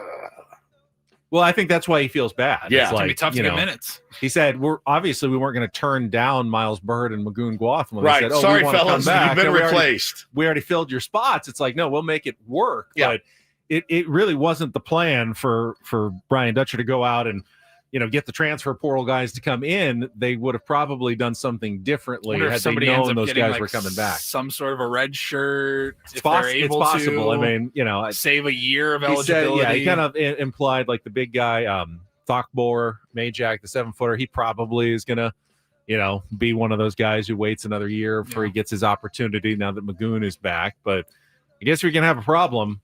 Too many good players is the best problem you can have if you're a coach. Did Hacksaw tell him you've got a problem? He didn't. I didn't hear him say that. He should have. Could have, though, Yeah. because he does have that problem. Yep. You got a problem. That is Don't and Do This for Tuesday. That was Don't Do This with Ben and Woods on 97.3 The Fan. Had a bit of a don't do this moment at the end of the Monday Night Football game last night. Not sure if Padres fans caught it as it was going on at the same time as the Padres come back and walk-off win, but we can talk a little bit about wrapping up week 1 of the NFL season last night at Soldier Field in Chicago and more when we come back on San Diego's #1 sports station, 97.3 The Fan. First up, though, Prize Picks, new week of football coming up and baseball, of course, every night. You can set your Prize Picks lineup every single day and win real money simply by using your sports knowledge and picking more or less on various stat projections. Look for the max discounts as well. Coming up this week, Travis Kelce, 1/2 of 1 receiving yard. You just pick more and add him to one of your lineups and then win. Yeah, you can have as few as 2 people. So that one plus another one, you can actually just win money that way. When you sign up for Prize Picks, make sure you download the app at prizepicks.com and use the code KWFN. Get $50 in lineups when you play your first $5 lineup.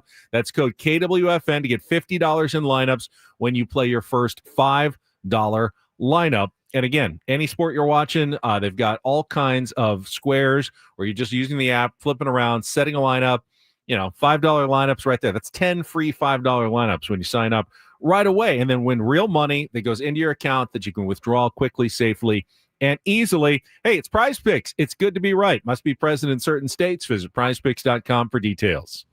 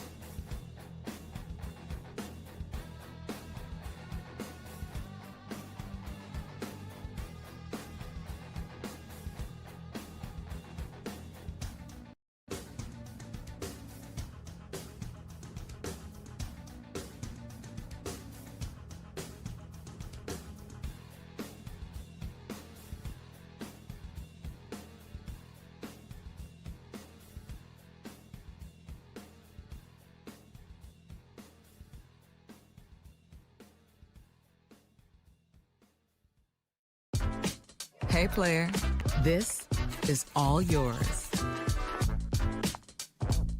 This room with this view. This speakeasy with this cocktail. Hey, could you make that too? The spa with this. Ah. And this pool on this roof. This is all for you. The all-new Hamul Casino Resort, now open.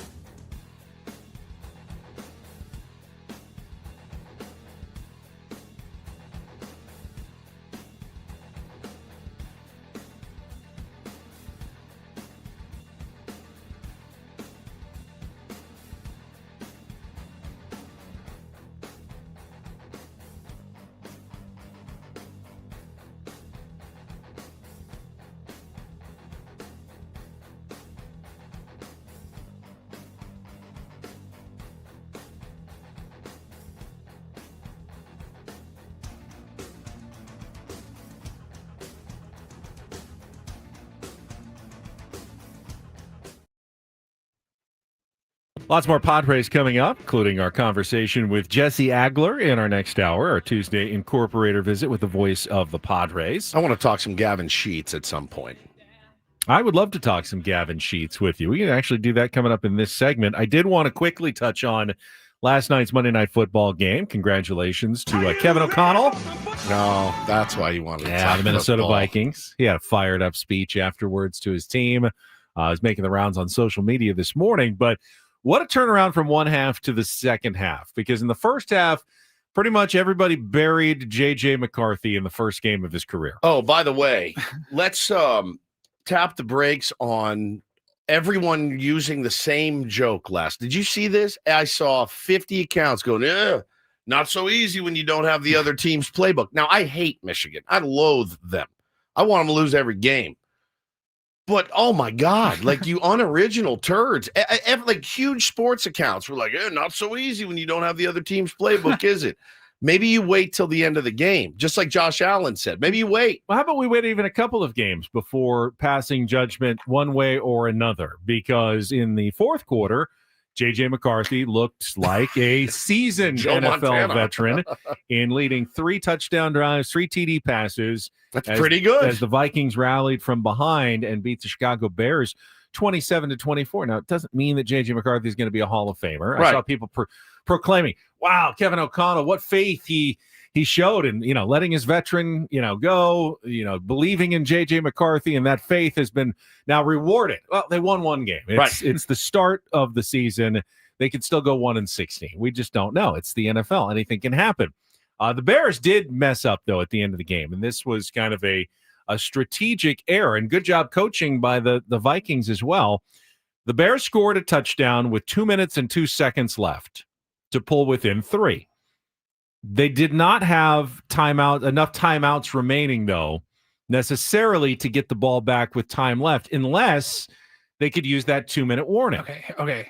So I watched the beginning of the game last night, and then when the Padres came on, NFL got the iPad small screen treatment, so I was very loosely paying attention. And at the end, I noticed this. I saw that they scored the touchdown. They were within 3. I'm like, all right, we got ourselves a game here. And then I go back and I'm watching the Padres game. And the next thing I know, there was like 15 seconds left in the NFL game. I missed like a minute and 45 seconds, it felt like, in the blink of an eye. What happened? So with 2 minutes and 2 seconds left, the Chicago Bears had a couple of options on the kickoff. They could kick it out of bounds, which would have kept the clock at 2:02, and it would have given the Vikings the ball at the 40-yard line.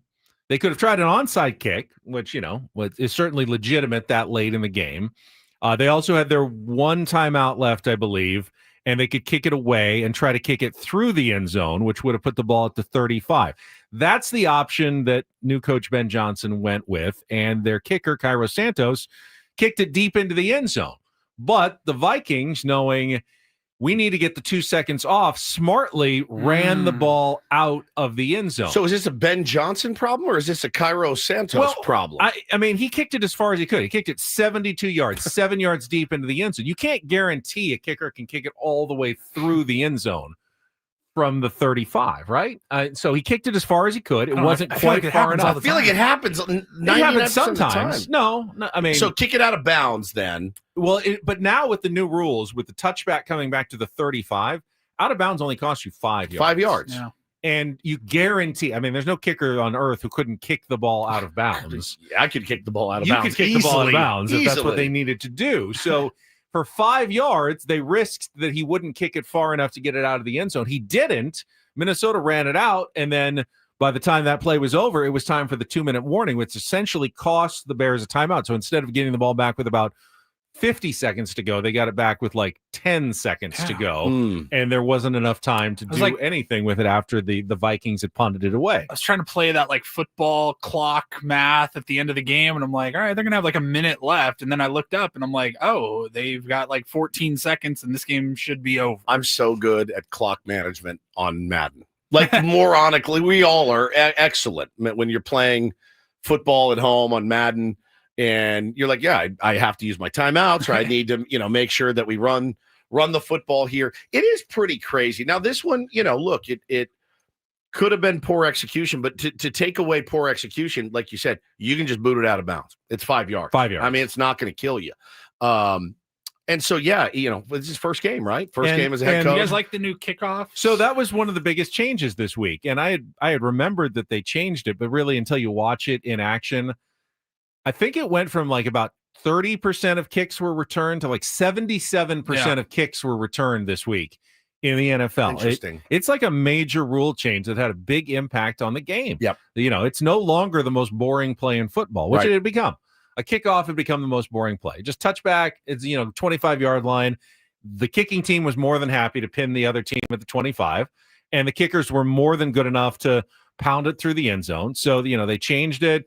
Create that kicking zone. Now it's the 35, though. So you don't want to kick it into the end zone because you're giving the other team pretty good field position. You're trying to give it to them and then go down and tackle them somewhere like inside the 30, and they've actually made it work so far. The NFL is much better, or at least has been historically, than baseball in making rule changes to try to make the game better, more faster paced, more entertaining. They change the rules like 4 or 5 of them every single year. They do. Baseball, it depends on who you ask. Finally changed the rules a couple of years ago, adding the pitch clock. People lost their minds, but there are very few people left who don't think the pitch clock was a good idea. I say it depends on who you ask, because I promise you there are plenty of people out there that are like, what happened to the game of football that I love, where you can actually touch somebody, hit the quarterback without getting, ejected. Yeah, the safety rules rubs certain element of people the wrong way. But I don't think anyone else is bothered necessarily by the changes in the kicking rules and stuff. I don't think so. I mean, and it's universal. It's funny because I was talking to our pal, Aussie Tony, about his AFL, his Australian rules football. And he said, because I watched some highlights. I want to see what this thing's all about. The guys, they're crazy about it over there. And like he said, cricket's kind of gone by the wayside. Why? Because it takes too long. It takes too long. They've even tried to speed some of that up. And that's a 5-day match. Like, what? On what planet can anybody commit to watching you should get a medal for watching an entire cricket match. How did that ever pass? I don't know, man. I really don't know. You guys got nothing better to do? Play a game for 5 days? But he said, over there, they've had to make a ton of changes. He said the game that I watch now, while I understand, it's much better. And they're much more skilled athletes. And they take way better care of themselves. He goes, the game in the 80s and stuff was brutal. You could take a guy's head off And they're like, actually, it's better for our sport if our stars stay out on the field a little bit more. So it's not just the U.S. It's everywhere. Everywhere's kind of changing the rules for how they play things. I'm think of in our lifetime in football, the 2-point conversion, moving the extra point back. I mean, they're constantly tinkering with things. Ryan says this is year 2 of the new kickoff. It is, but it's year 1 of moving it to the 35-yard line on a touchback, and that seems to have had an even bigger impact than last year's rule change had already on the first week of the season. Yeah, it's so it's interesting though, and there's always going to be they have to figure out each year though, these coaches, Benny. All right, so there's these 5 new rules. How do I implement them quickly? How do I exploit them? How do I exploit them?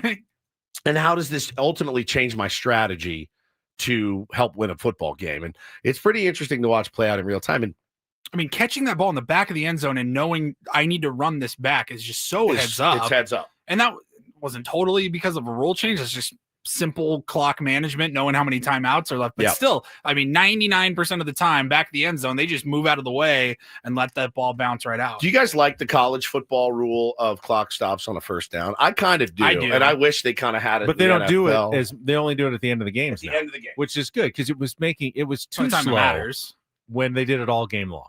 Last 2 minutes of the half or whatever. Yeah, that's fine. Great. But, having it all game long, like, first down, 14:30 in the first quarter. Stop the clock. Like, games take forever. You don't need that. That's true. All right, you wanted to talk about Gavin Sheets. Yeah. I want to talk about Gavin Sheets as well. And while I don't think he's the MVP of the Padres, there's one award that he is running away with.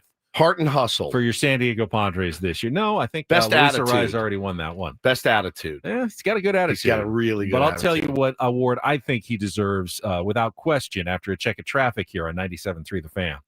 From the 855 Get Ross Traffic Center, protecting San Diego after accidents or injury, here's Kelly Danick. Traffic is sponsored by the Oceanside Police Department, now hiring public safety dispatchers. We still have a number of problems out here, guys. Northbound side of the 5 clearing an accident right before 28th Street's over the right shoulder. And looks like northbound 805 cleared that crash before Market Street, but northbound 15 before Market Street, collision over to the right shoulder. Also have northbound 125 at the 8 connector crash over to the right shoulder. El Cajon Boulevard off-ramp, eastbound 8.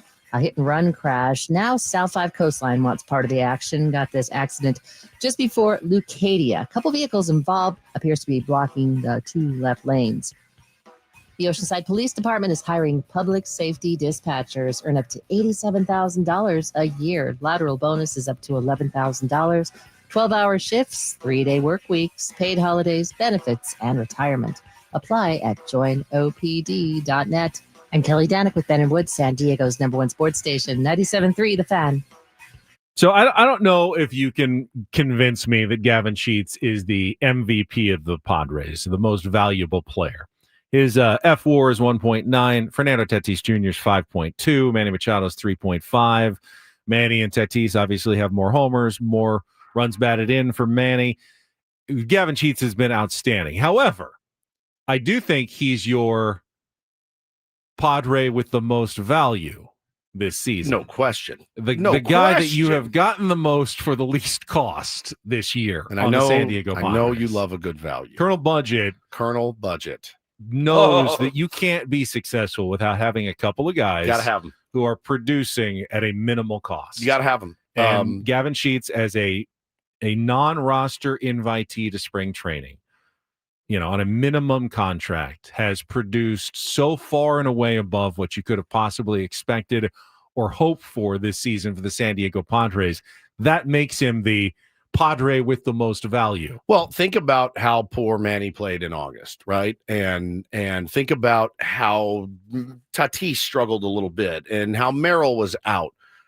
Since August 1st, Ben, Gavin Sheets, he's been the best hitter in our lineup for a month plus, and we don't win a lot of those games. Laureano's been really good too. He has. But since August 1st, Benny, he's got a 190 WRC plus and an OPS over 1,000. That WRC plus ranks 8th among in the big leagues among hitters with at least 50 ABs in that time period. He's been a revelation. And Kyle Glazer tweeted this last night. This was after the double off Lodolo. How many more hits did he get after that? 2 more. 2 more hits after that? Yeah. So Gavin Sheets was a career 168 hitter against lefties entering the season. This year, he's batting 274 against lefties and just ripped a double off Lodolo for the Padres' first hit of the game. His improvement against left-handed pitchers has been outstanding. That's just grinding it out, man. Gavin Sheets. And again, the guy that was kind of demoted to the bench when Laureano and O'Hearn were signed he's hit his way into the lineup again. And if you're Mike Schild, I think you have to be as creative as you need to be to make sure he's in there every single day. You can't say enough good stuff about him, man. The question is moot, asks in the chat, is he under contract for next year? Oh, not only is he under contract for next year, which will be his second year of arbitration eligibility, Padres control his rights in 2027 as well. It's excellent, man. Making him an incredibly valuable commodity. I don't think he's going anywhere. Him but and Laureano next year is huge. Yep.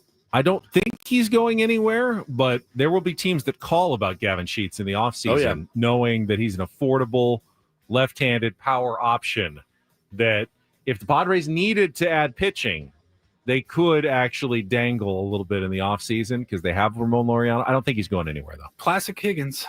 You know what I do. Try to get rid of him. Yeah. Come Guy's back having a career year. Take Let's on trade him. Woods, Jesse Agler, and more coming up on The Fan.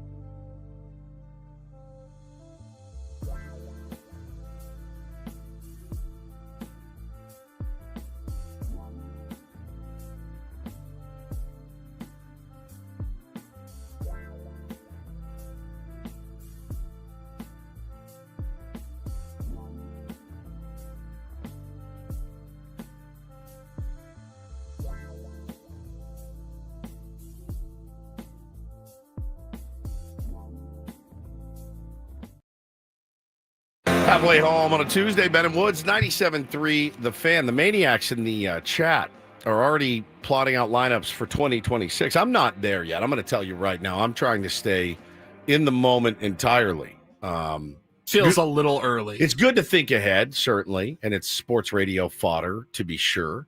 But I cannot worry about 2026 when 2025 is right in front of me. Who's to say we'll even see the start of the season? Tomorrow's promised to nobody. The rest of the day is not promised to anybody, man. You know what I mean? So I'm going to stay in the moment, enjoy this current iteration of the San Diego Padres. You know, I'm going to enjoy Ryan O'Hearn while I've got him. Enjoy watching him get 1AB a game sometimes, coming in and striking out on high heaters last night.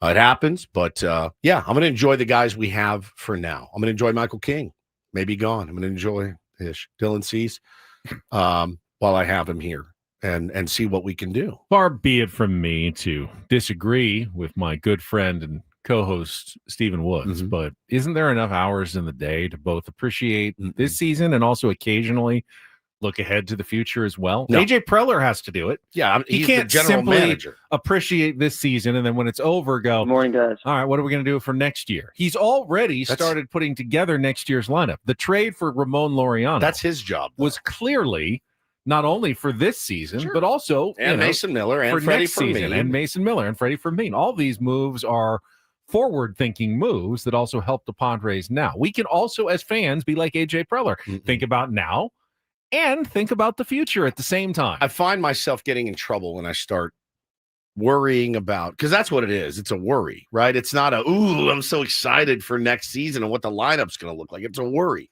It's who's going to play first and what's going to happen. Are they going to move this guy? Like for me, it's just worries and they unnecessarily invade my brain. So I'm trying to do, you try to be present as in the moment here. Save that for like a Wednesday in November. Absolutely. we have hours to fill after that last out of the World Series. I mean, this is what it's made for. So I'm staying here right now in the moment. Try to do that with my kids. Doesn't always work. Try to do it with my wife. Doesn't always work. But that's kind of my growth, right?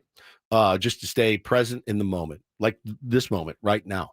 I'm Woodsy. That's Paul Reindl, executive producer. Ben Higgins, your friendly neighborhood sports anchor and prognosticator supreme. I mean, that's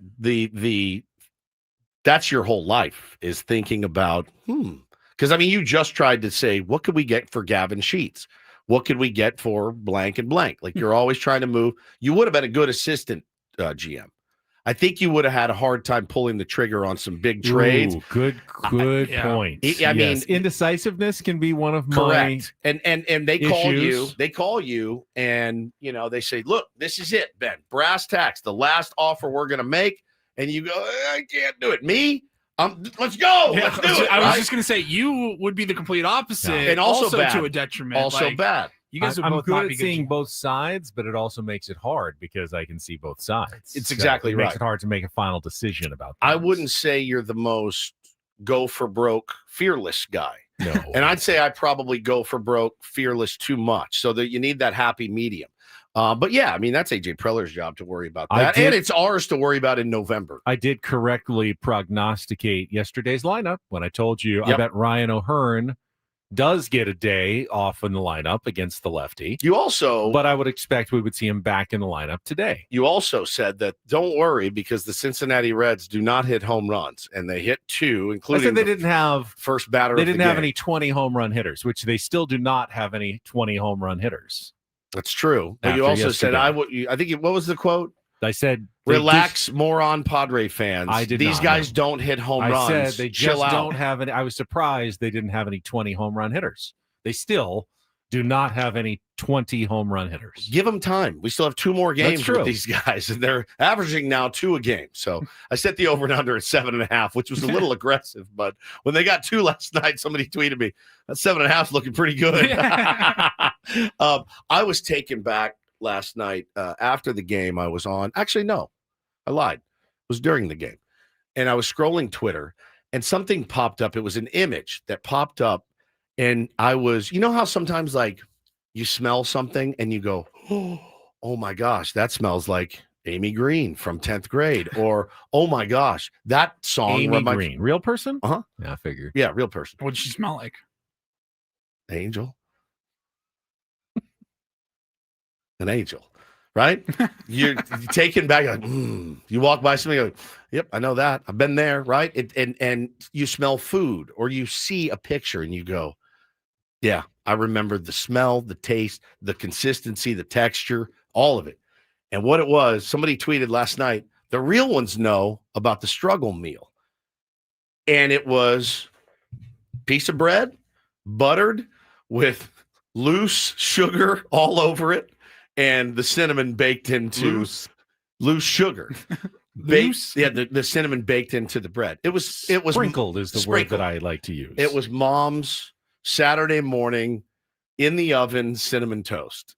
You know, just the thrown together. I don't have time for a big to do. Well, I don't think it went in the oven ever. Did it go in the oven? Oh yeah, Mine it was didn't. oven. Where did yours go? Well, you toasted the bread. And This then was you in the spread oven. butter, and then you just sprinkled sugar. That's and one way to cinnamon do on it. My grandmother and my mom used to do it in the oven. Actually, put it in and like broil it in the oven.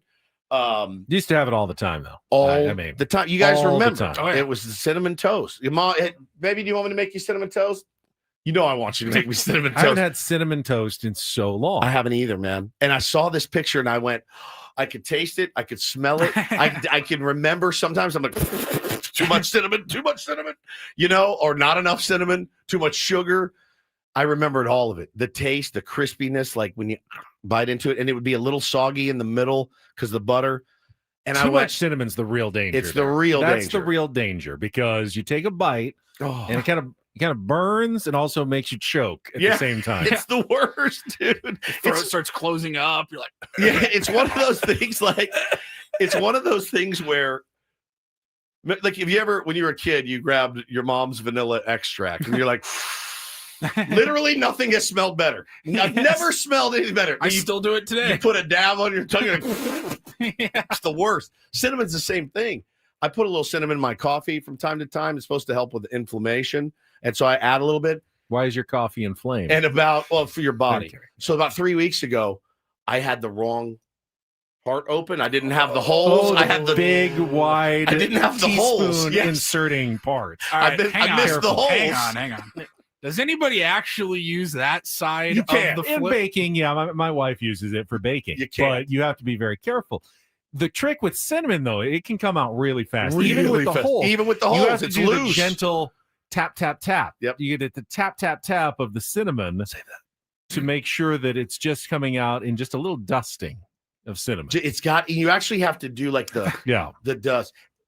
Put some in your hand and then use your hand to sprinkle it on. For Then real. It gets kind of stuck It all on your does. hand, too. It's just tap, tap, tap. But I'm telling you, I saw this and I go, again, why have I never on a Saturday morning gotten up and made this janky French toast for my kids? Or not French toast, cinnamon toast. They've never had it. They've never had it. Well, they invented cinnamon toast Hannah's crunch made it. cereal. I think Hannah's made it for Which him. I take think that back. actually made us eat a lot less regular cinnamon toast because, you know, Fair. I'll admit, Yeah. I occasionally buy the cinnamon toast crunch cereal. Do you hide it from it's your kids? elite. Is that one of the things I you don't hide that one. That one's just in the pantry for anyone to grab because it's really good. But it's made me stop making cinnamon toast. I mean, So- that's probably my number one like cheat, like sugary cereal that is in no way good for you. Give me the CT crunch. Great texture, great flavor. All I of it. mean, It's fantastic. It was definitely one of the elite milk is cereal good events. And afterwards. I do know for a fact that Hannah has made it for them. And because I remember vividly, neither of my kids like crust. And so they're not in their palates have not evolved to crust yet. So I remember walking in on a Sunday and there were just plates of crust with a little bit. And I just walked in and was like, all right, that's mine. And I ate all of it. And I was like, God, I need this more in my life. Really, really good. Speaking of cinnamon, I have a growing issue that is becoming a problem for me. Spices? No, it's the internet, Instagram in particular. Oh, okay. And I've been on Instagram more lately. I used to just really do Twitter. Did you get X. messaged by a girl named Cinnamon I and was just you gonna- gave so her money? Speaking of cinnamon, Speaking of I want cinnamon- to bring up what I saw on Instagram. So I am the reason so curious. The reason why Twitter has always been my my social media of choice is I only want to see like in order what I want to see. Right. Instagram curates your feed based on what you keep tapping on. And I have, for some reason, I get caught up in all these food videos. Just like every other video now is some review of a restaurant in Prague, or like yesterday, it was the cinnamon roll cart at this restaurant in London. And they bring out a giant cinnamon roll. It's like big enough for 5 people. And the guy comes and like spins it and frosts it at the table and then shaves some like, fresh cinnamon right on top of it and then carves it and then hands it to the people at the table. There's no chance I'm going to any of these restaurants. I probably wouldn't even want to eat any of this food because it's so over the top. Every single Instagram food video is, the 10 best burgers in Chicago. They all look good, but I could eat one bite of any of these things. They're all like triple pattied, giant. I don't eat anything like that, but I spend now.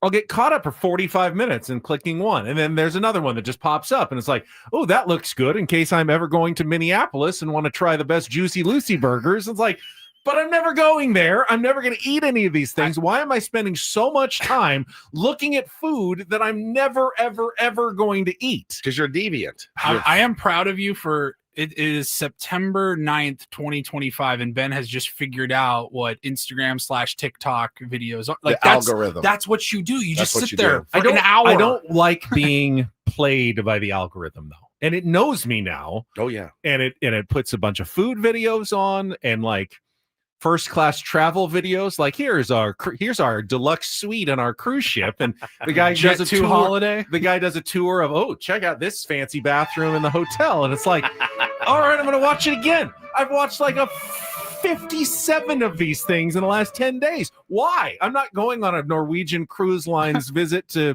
Greece anytime soon.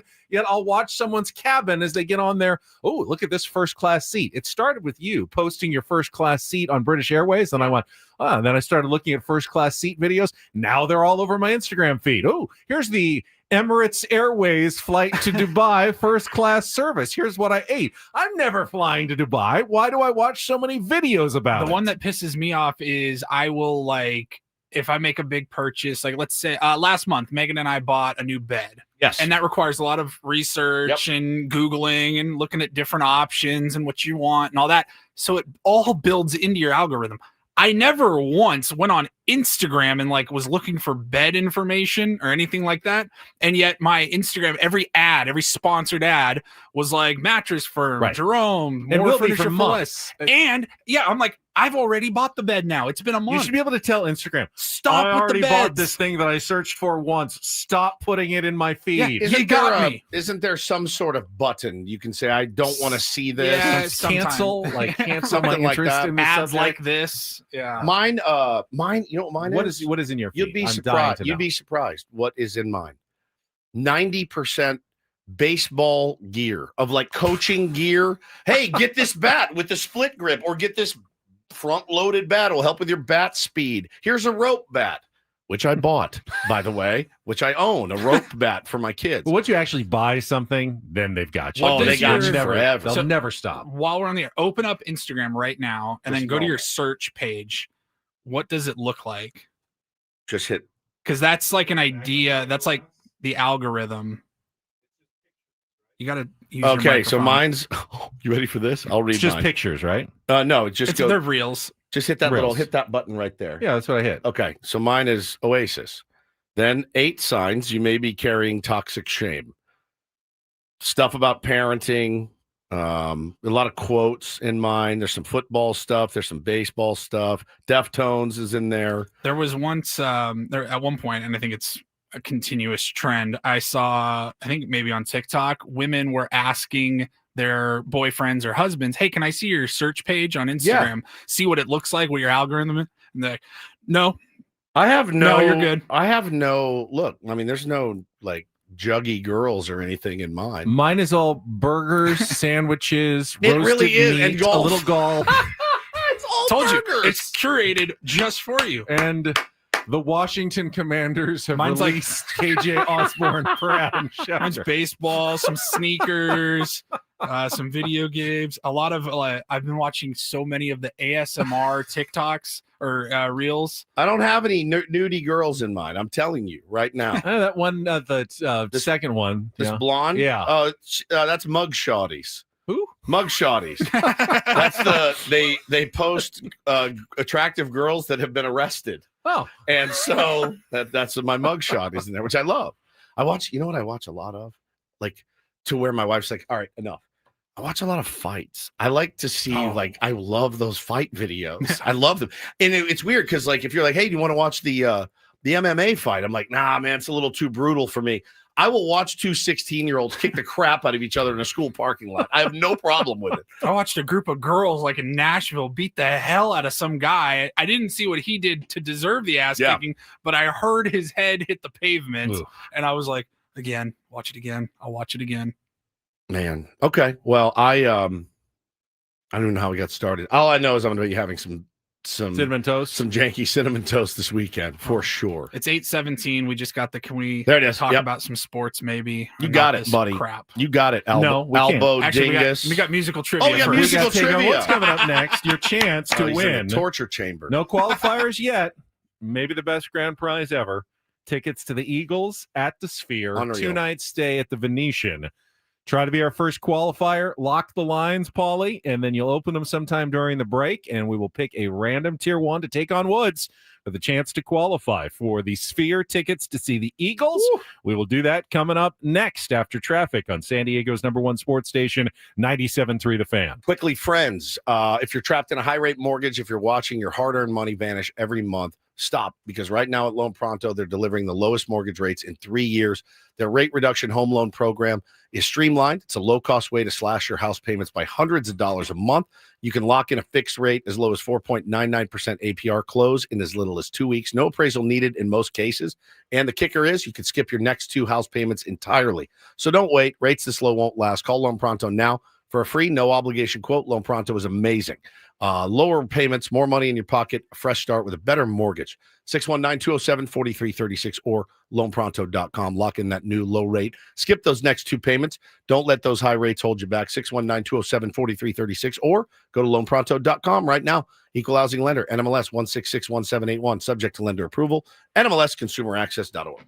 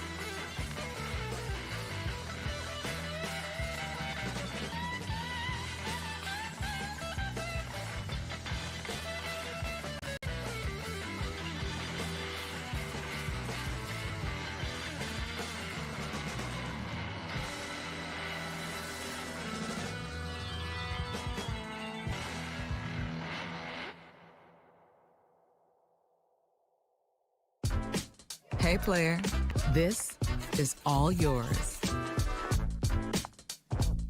This room with this view. This speakeasy with this cocktail. Hey, could you make that too? The spa with this. Ah. And this pool on this roof. This is all for you. The all-new Hamul Casino Resort, now open.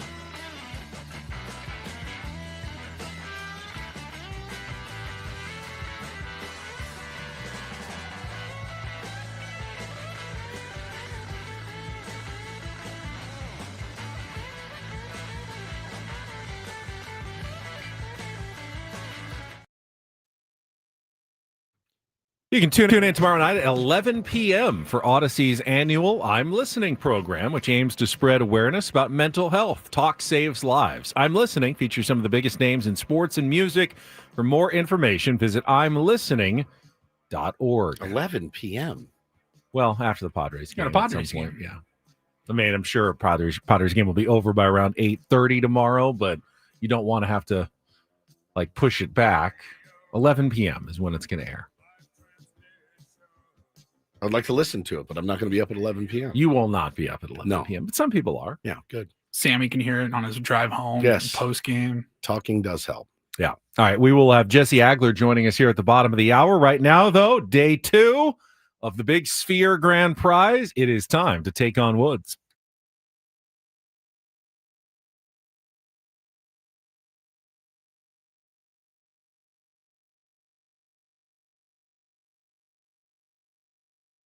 Take on Woods brought to you by Bay Alarm Security and Fire Alarms for every business. We got you. And let's say hello to Matt. Are you there? I'm here. All right, Matt, you are a contestant today. If you can beat or tie Woods, you will be the first qualifier for our monthly grand prize, which, as I mentioned, is a trip to see the Eagles at the Sphere Las Vegas, 2 tickets to the show on January 30th, a 2-night stay at the Venetian Resort Las Vegas, a Vibey VIP package, and a $100 gas card to help you get there. Important to remind listeners, if you're maybe new to the show, this is not the national contest. Hey, if you qualify, you're one of a million. It's however many we qualify on Ben and Woods just in the mornings here throughout the month.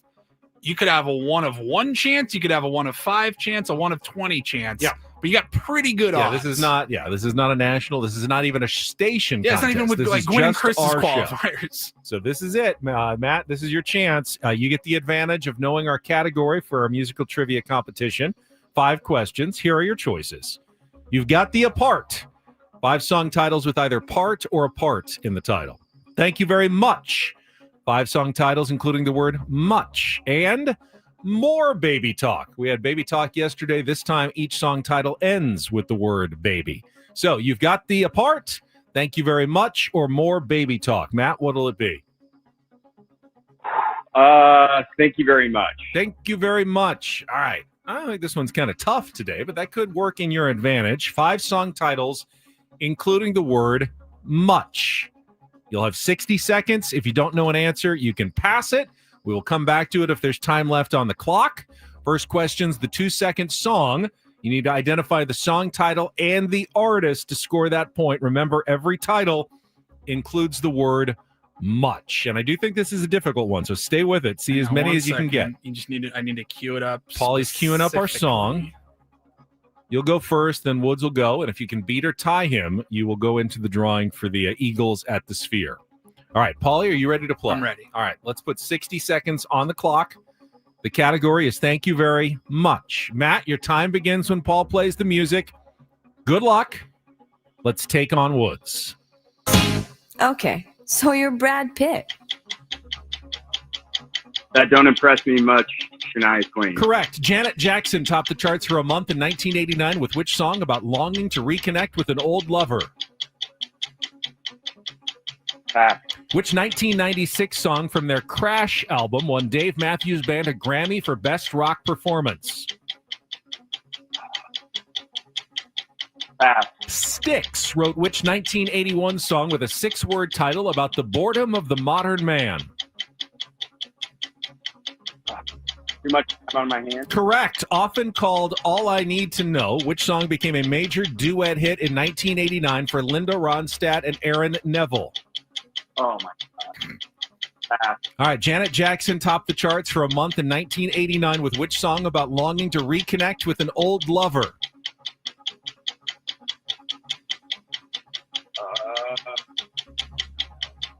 All right, that's okay. I think 2 is very much one. in play in this category. I think this is one of the tougher ones we've had. So you got that Don't Impress Me Much by Shania Twain and Too Much Time in My Hands. Miss You Much by Janet Jackson. So Much to Say by Dave Matthews Band. And Don't Know Much was the duet by Ronstadt and Neville. So let's bring Woods in. He doesn't get the category, makes it tougher. Matt's score is locked in. Will we have our first qualifier today? Let's put 60 seconds on the clock. Woods, your time begins when Paul plays the music. Good luck. Let's take on Matt. Okay, so you're Brad Pitt. Shania Twain, that don't impress me much. Correct. Wow. Janet Jackson topped the charts for a month in 1989 with which song about longing to reconnect with an old lover? Pass. Which 1996 song from their Crash album won Dave Matthews Band a Grammy for Best Rock Performance? What's the category? Crashing to Me? Incorrect. Styx wrote which 1981 song with a 6-word title about the boredom of the modern man?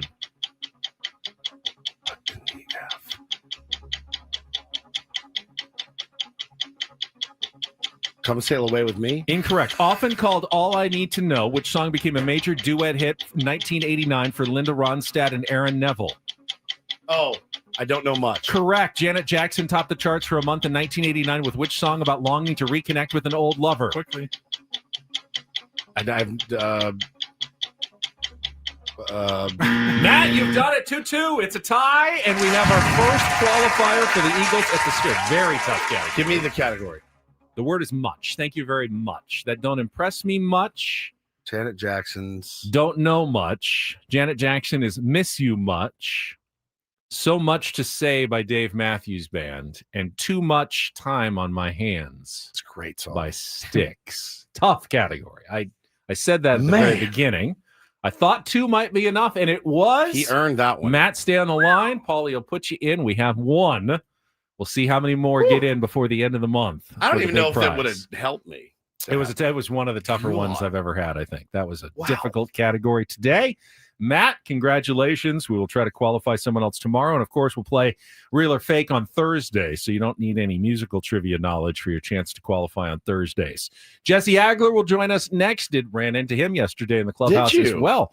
My busy day of San Diego sports people. Man. Yesterday, we'll play the Incorporator and talk to Jesse when we come back on San Diego's #1 sports station, 97.3 The Fan. First, though, Woods and I talk about trustandwill.com all the time because, well, I think it's important. If you have a family, if you're in your 30s, 40s, 50s, whenever, and you've been putting this off because, well, you didn't want to think about it or you didn't want to deal with a lawyer and the expense, this is your chance to take care of business and take care of your family for after you're gone. Yeah. I can't believe we waited so long to do it. And for me, when I sat down to do it over the holidays, actually, when I sat down, I go, oh, man, how long is this going to take? It took me, I think it was about 25 to 30 minutes, got it done, and pretty simple. They kept it extremely easy, which I love. I love that they kind of walked me through it, could do it online. So when you do sign up, go to trustandwill.com, use the code radio20, and they'll give you 20% off, which is a heck of a deal. Stay out of probate court. The last thing you want, you may have assets for your family that you want them to have, but if you don't leave it in a trust, it may take them months before they can access that 401k or the house, the deed to your house, and the state may decide all of those things for you if you don't write it down. So make sure you go to trustandwill.com, fill out all the questions, get your legal documents, and use code radio20 at checkout. Get 20% off at trustandwill.com.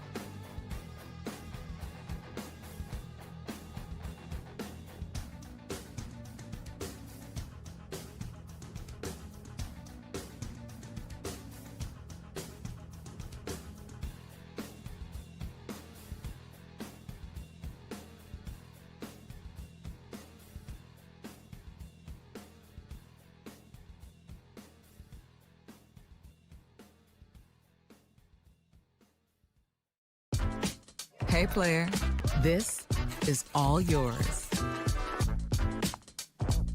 This room with this view.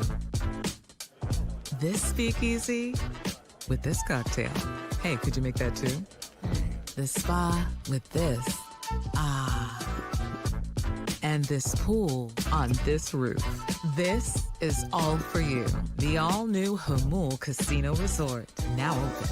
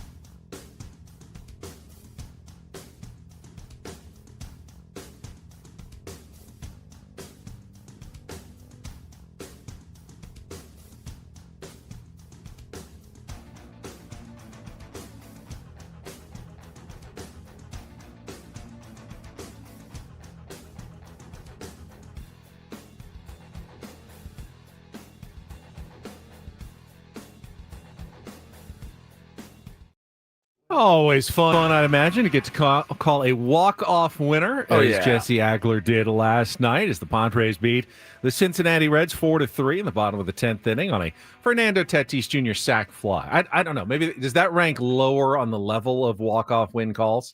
Clearly, like a walk-off grand slam would be the probably pinnacle of walk-off calls, especially if your team's down 3. I mean, for Jesse, or like, or for the player. The I'm player, gonna ask him. you know, the player hitting a walk-off, no matter how you do it, is awesome. Well, of course. Awesome. I mean, you're just trying to win the Trying game. to win a ball game. I mean, but think about what the Orioles did over the weekend. Oh, like my. from being down to your last that strike? was incredible. Yeah. And down 3-0. No hitter down even to if your it's last just out. a Yeah. single at that point, you're still, the moment is huge. You're Yeah. like, we were being no hit down to our last strike. Yeah. I would think that the grand slam down 3 is so rare because it requires such a confluence of circumstances. Correct. You have to be down 3, you have to get the bases loaded, and you have to get the home run in that situation. It barely ever happens. Why don't we ask Jesse in Agler? baseball. We will, and he's going to join us right after this check of Hey, what do you traffic on 97.3 The Fan. From the 855 Get Ross Traffic Center, protecting San Diego after accidents or injury, here's Kelly Danick. Traffic is sponsored by the kids of Caltrans. Okay, just a few things to mention this time around, guys. Westbound 56 before Black Mountain, collision involving a couple vehicles. They are in the Center Divide. And southbound 5 Coastline, clearing an accident right before Leucadia. That's in the Center Divide. Also have on southbound 15, Via Rancho Parkway off-ramp, stalled vehicle over to the right shoulder. Westbound 52, dealing with a crash right before Mast Boulevard. Looks like a couple vehicles over the right shoulder. And westbound 8, just past Grossmont Center, got a collision involving a couple vehicles. That's in the Center Divide. My mom, my papa, my daddy. Where's the cow change? On the freeway, right next to speeding cars. Please be careful. Be alert. Be work zone alert. Brought to you by the kids of Caltrans. Winning run at third, nobody out. 1-2. Here's the pitch. Tatis swings, pops it into left center field. Hayes is back into the gap. He'll make the catch. Cronenworth tagging. Here's the throw to the plate. Not in time. A walk-off sac fly for Fernando Tatis Jr. The Padres win it 4-3 as they lead for the first time tonight, right here and right now. That was the call last night, and the man making that call, Jesse Agler, joins us now on 97.3 The Fan. So is there a kind of a ranking of favorite ways to walk off games for Jesse Agler? I mean, look, right now my mind is win is a win is a win. But Yes. yeah, of course, like there's a difference between a walk-off homer and a walk-off ground ball and a walk-off base hit and a walk-off sac fly. I think one of my sort of like 10 commandments of broadcasting is to, meet the moment. And that is not always an automatic thing, so like you get different levels for different things. And, I'm not a big screamer and yeller, as you guys know, to begin with.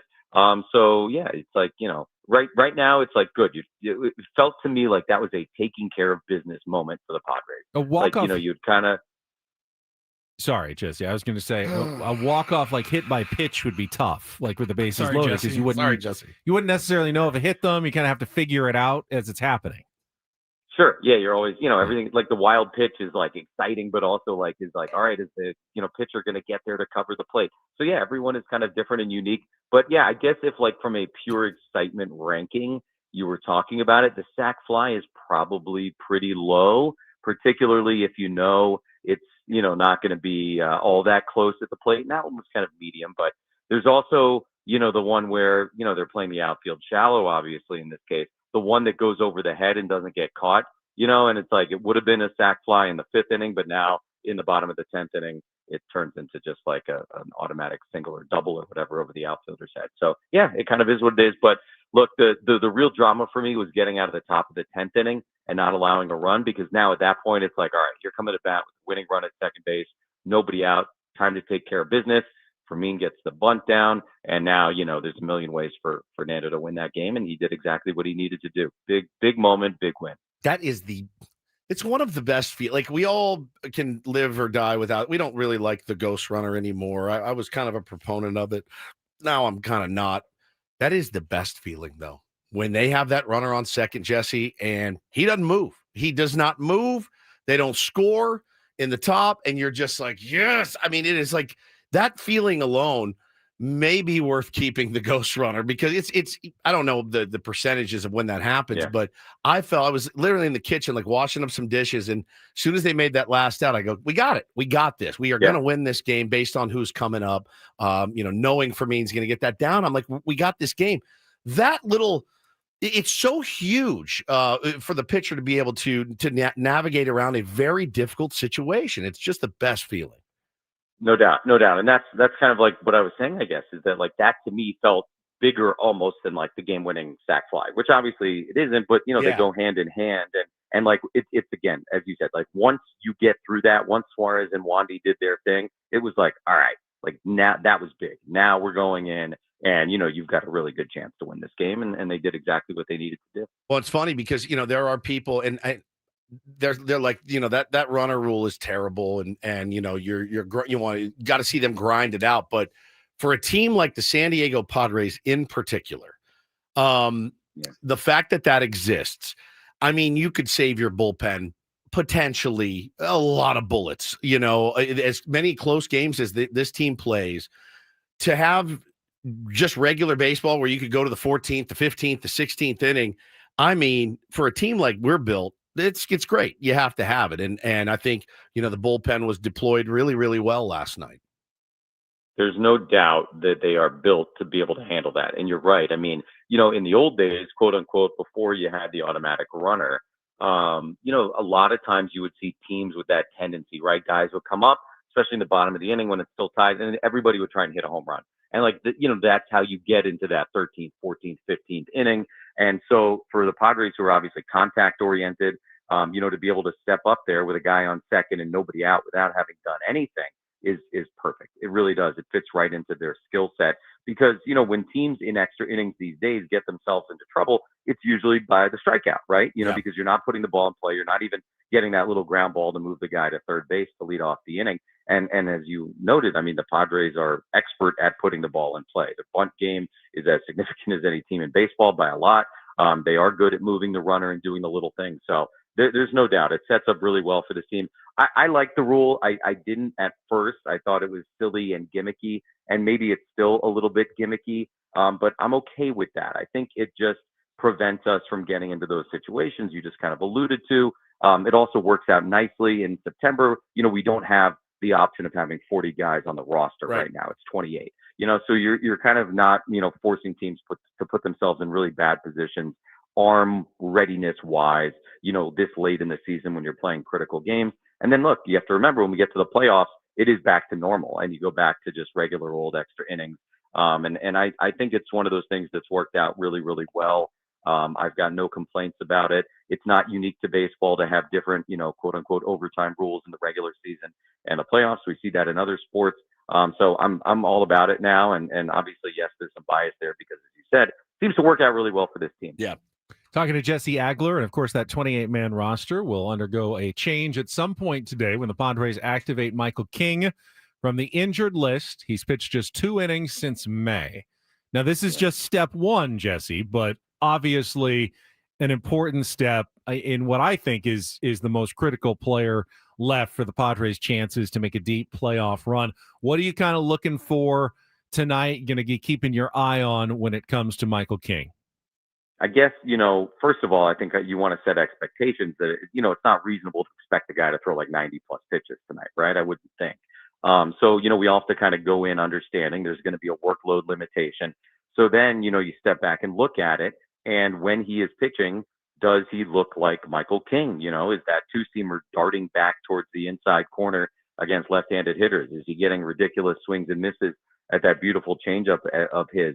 And, kind of putting aside for tonight at least how deep into the game he's able to go, does his stuff look like his stuff? And obviously coming out of it, is he healthy? And look, is there going to be some rust to knock off in the first inning too? I would think so, probably, but, we'll see. But, again, I'm going to be honing in on the stuff. And I know on September 9th, we're all very results oriented. And Michael King himself talked about that yesterday. Ben, I know you were there listening to him as I was. And, he wants to jump in basically and just, be full speed ahead for this pennant chase. But I think, the reality is for a guy who, as you said, has only thrown 2 innings in the last however many months, it's just going to be like, all right, there's only so much he's going to be allowed to give here tonight. So it's going to be a quick ramp up for him, certainly.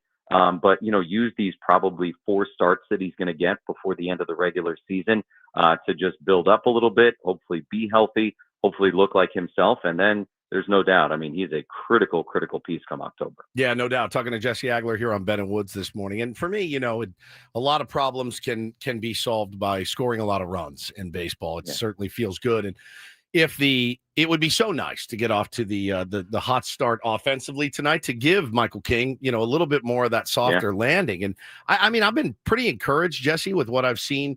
I did think Lodolo was really, really good last night and mixing his pitches and hitting his spots. And those guys are tough for any offense. But for the Padres, are you seeing anything out of the offense that gives you a little bit of hope, a little bit of breathing room? Yeah, I think the Baltimore boys right now, Merrill and Sheets. Jackson, I know it's only, the last 2 games, but I feel like we're seeing kinds of swings and the kinds of results from Jackson the last couple of days that it's been a while since we've seen. And the slug coming back for him would be absolutely gigantic for this team. The triple yesterday, I think it was a homer and a double on Sunday in Denver. And I know it's Denver, but still, kind of driving the ball the way he is. If he kind of clicks into place now, that would obviously be massive. And Gavin Sheets, I mean, just you cannot say enough wonderful things about Gavin Sheets, and you cannot overstate how critical he has been to the success that they've had this year. And I know coming out of the trade deadline, it was a little awkward and it was a little sad for the fans who had grown, an attachment to him. But those things worked themselves out over time, and Gavin stayed ready. And so when opportunity knocked, when Merrill had to go to the injured list, and all of a sudden Gavin's in there, and it was as if he never left. And in fact, he's probably been better since then than he was at any point this year. I think he's hitting like 370 something since the beginning of August. Just like, I mean, here's the best way to say it. Where would this team be without Gavin Sheets this year? Right. They would not be a game out of first place today. I tell you that. And I mean, again, you just cannot say enough great things about him. So yeah, those are the 2 guys I'd look at right now as to say, maybe we could start to see a little bit more out of this offense. Well, Jesse, we told you we're coming strong in this final month. I mean, supplied by holy Major cow. Garrett with some tough words for you in September for the Incorporator. Last week was sphygmomanometer. That was a tough one. That was definitely a tough one. This Yeah, one, look, he Major's a smart guy. He understands this. Like the words that have weird definitions or meanings, that might feel like a weird context. I can handle those. It's the ones that are hard to say Yes. that give me trouble. So he knows what he's doing, and I respect that. I think you'll be able to say this one, but this one's dripping with some irony. Here is your word today. Pauciliquy. Pauciliquy. Easy to Pauciliquy. say. Pauciliquy. It means brevity or using very few words. Okay. Which It's is a great of course, word. I didn't know that word. Pauciliquy. I didn't either. It's the opposite of what you do. You have to use lots of words. Yeah. Pauciliquy. You cannot be More pauciliquous. pauciliquy. Pauciliquy? Pauciliquy. Pauciliquy. More pauciliquy on TV than radio. That's But true. yeah. That's true. You can let the pictures tell the story with pauciliquy, but on radio you got to keep talking. Yes, you do. But we can manage that, and hopefully I don't trip over it like last week. Well, All right. you'll be great. Good Whatever- luck. Good whatever luck to you, happens. Jesse. And we will talk to you again next Tuesday, hopefully, as the Padres close in on a playoff spot and maybe a division title. Sounds like a plan. There Thanks, he buddy. is. Jesse Agler, the Incorporator, voice of the Padres, every Tuesday, 8:35. Pauciliquy. Yeah, he's going to wrecking ball him. Yeah, I jumped in. That's my bad. I was just excited about the topic. I missed wrecking ball bad. Me too. From now on, you have to do it. Walk-off calls. You Very have to do exciting. it during the interview. Yeah. In the middle. Jesse of would have loved it. He would have loved it. It's just very excited. I know. Don't blame me for being excited to talk Okay. to I won't. Jesse. I won't. All right, we'll come back. Final hour. Reindl Report. We'll look ahead to tonight's matchup and more. Ben Woods on 97.3 The Fan.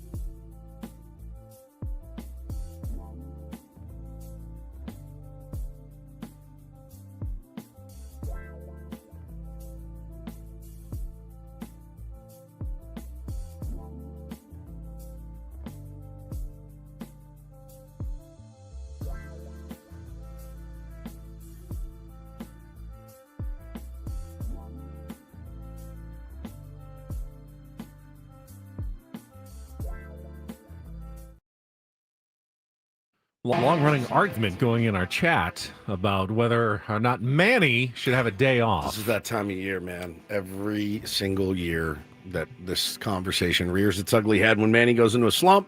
And August was bad, man. Probably the worst month he's had as a Padre, I think. OPS-wise. Had to be close. Had to be close. I think it was rough.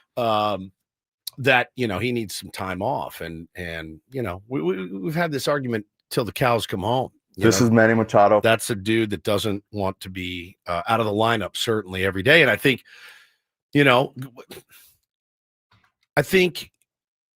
he's sitting him a day, Ben, I don't know is going to reset him mentally. He's been in the league for so long that I think he thinks I need to hit my way out of it, as a lot of veterans do.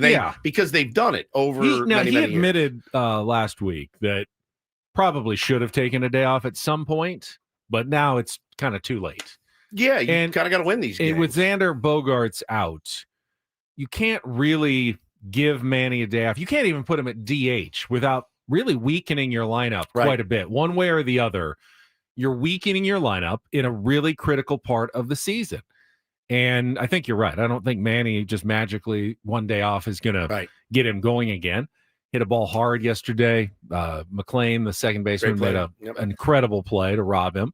But, I think the hope for Manny would be you get to the last week, if you clinch something with a few days left, then you can take a breather. You give him a couple of days at the end of the year and get him some rest right before the playoffs start. But at this point, until you're at full strength, you can't really give Manny a day off. Well, what are you going to do? You're going to put Iglesias at third against a right-hander and go with a 451 OPS guy against a righty in the lineup today? I don't see that happening. Look, listen, it's Bavakwafina in the chat. He's going ham in there. He says hope is a brilliant plan. It's not hope. It's track record. It's the smartest strategy too. But it's also track record. You're not hoping that he gets a hit. You're assuming that because he's done it and been maybe the most consistent baseball player in the last decade, that at the end of the year, that's not an exaggeration. I'm not exaggerating. You can make here. the argument. I'm a fan, obviously, but I'm not. The ceiling may not be quite the level of an Aaron Judge or a Shohei Ohtani, but in terms of the overall consistency over a decade plus, it's right where he might be the most consistent baseball player out there. Other than the guy Chris Davis that hit 247 every year for 5 Very years. consistent. Manny, we talked about it earlier in the year. Some former, I think it was the John Boy crew. They had the comparison of who's the best player in the last 20 years, Trout or Harper. Right. And was it Trevor Plouffe? He was I think you guys are sleeping on Manny Machado. He's got these numbers. I'm like, Philadelphia Phillies fans, are they ever we got a bench? It's time to give Harper some days off. Honestly, Paulie, yes. Probably. I bet you they are. Yeah. He doesn't seem like the kind of guy that ever gets that conversation. No, it's I don't know. I mean, we don't, I bet if we lived there and Philly Sports Radio is Bryce could use a day off here and there, whatever. And maybe he's taking days off. I'm not sure, but I know Manny's played in every game. I know, and we have this argument every year, and it's not our opinion. It's not our opinion. It's guys he's played with, guys he's currently playing with, managers he's played for. They all, to a man, every single one of them, 100% across the board say that's what he does, and we love that about him. And he leads by being there and showing up. And how are you going to rip a guy for showing up to work? Even if I don't have my best days sometimes, you don't have your best days sometimes. Showing up matters. It matters, and it speaks volumes about who that person is. And for me, then you start looking at what's your replacement. To use that against him has always been such an unfair argument. What a jerk, dude. The guy wants to play. He makes $30 million a year and he wants to be in the lineup every day. What a selfish a-hole. And you see it you hear it all the time. Has there been once or twice, when he played through the ankle injury for a month back in June of whatever year that was? You don't think that he was at an MVP caliber level that year. But you don't think that spoke to. You don't think the other guys went, oh, God, dang, dude, his ankle is dangling and he's in there. I got to get my ass in gear. Certainly the leadership quality of it. Are you benefiting the team more by being in there when really you should have taken 10, 15 days on the injured list and gotten healthy? But to us, sitting here wanting the numbers and everything, right? Like to wanting him to hit and driving runs and play great D and all that, which is what you want for all your players. But to the guys in the clubhouse, dude, the guys that he's got to go out on the field with, they're like, that guy's getting 4 to 6 hours of treatment. He's driving to games so his ankle doesn't blow up. He's not taking planes. He's driving to games so that he can be in the lineup. That means something to me. When you're not feeling good and you come in, you may be terrible on the air, but I'm so happy that you're here. And I think it speaks volumes about who you are as a person. And for all of us, the dedication, that means something to his teammates, guaranteed. And, not every player can say that. They really can't. And there's quite a few actually that don't. They don't play 162 a year.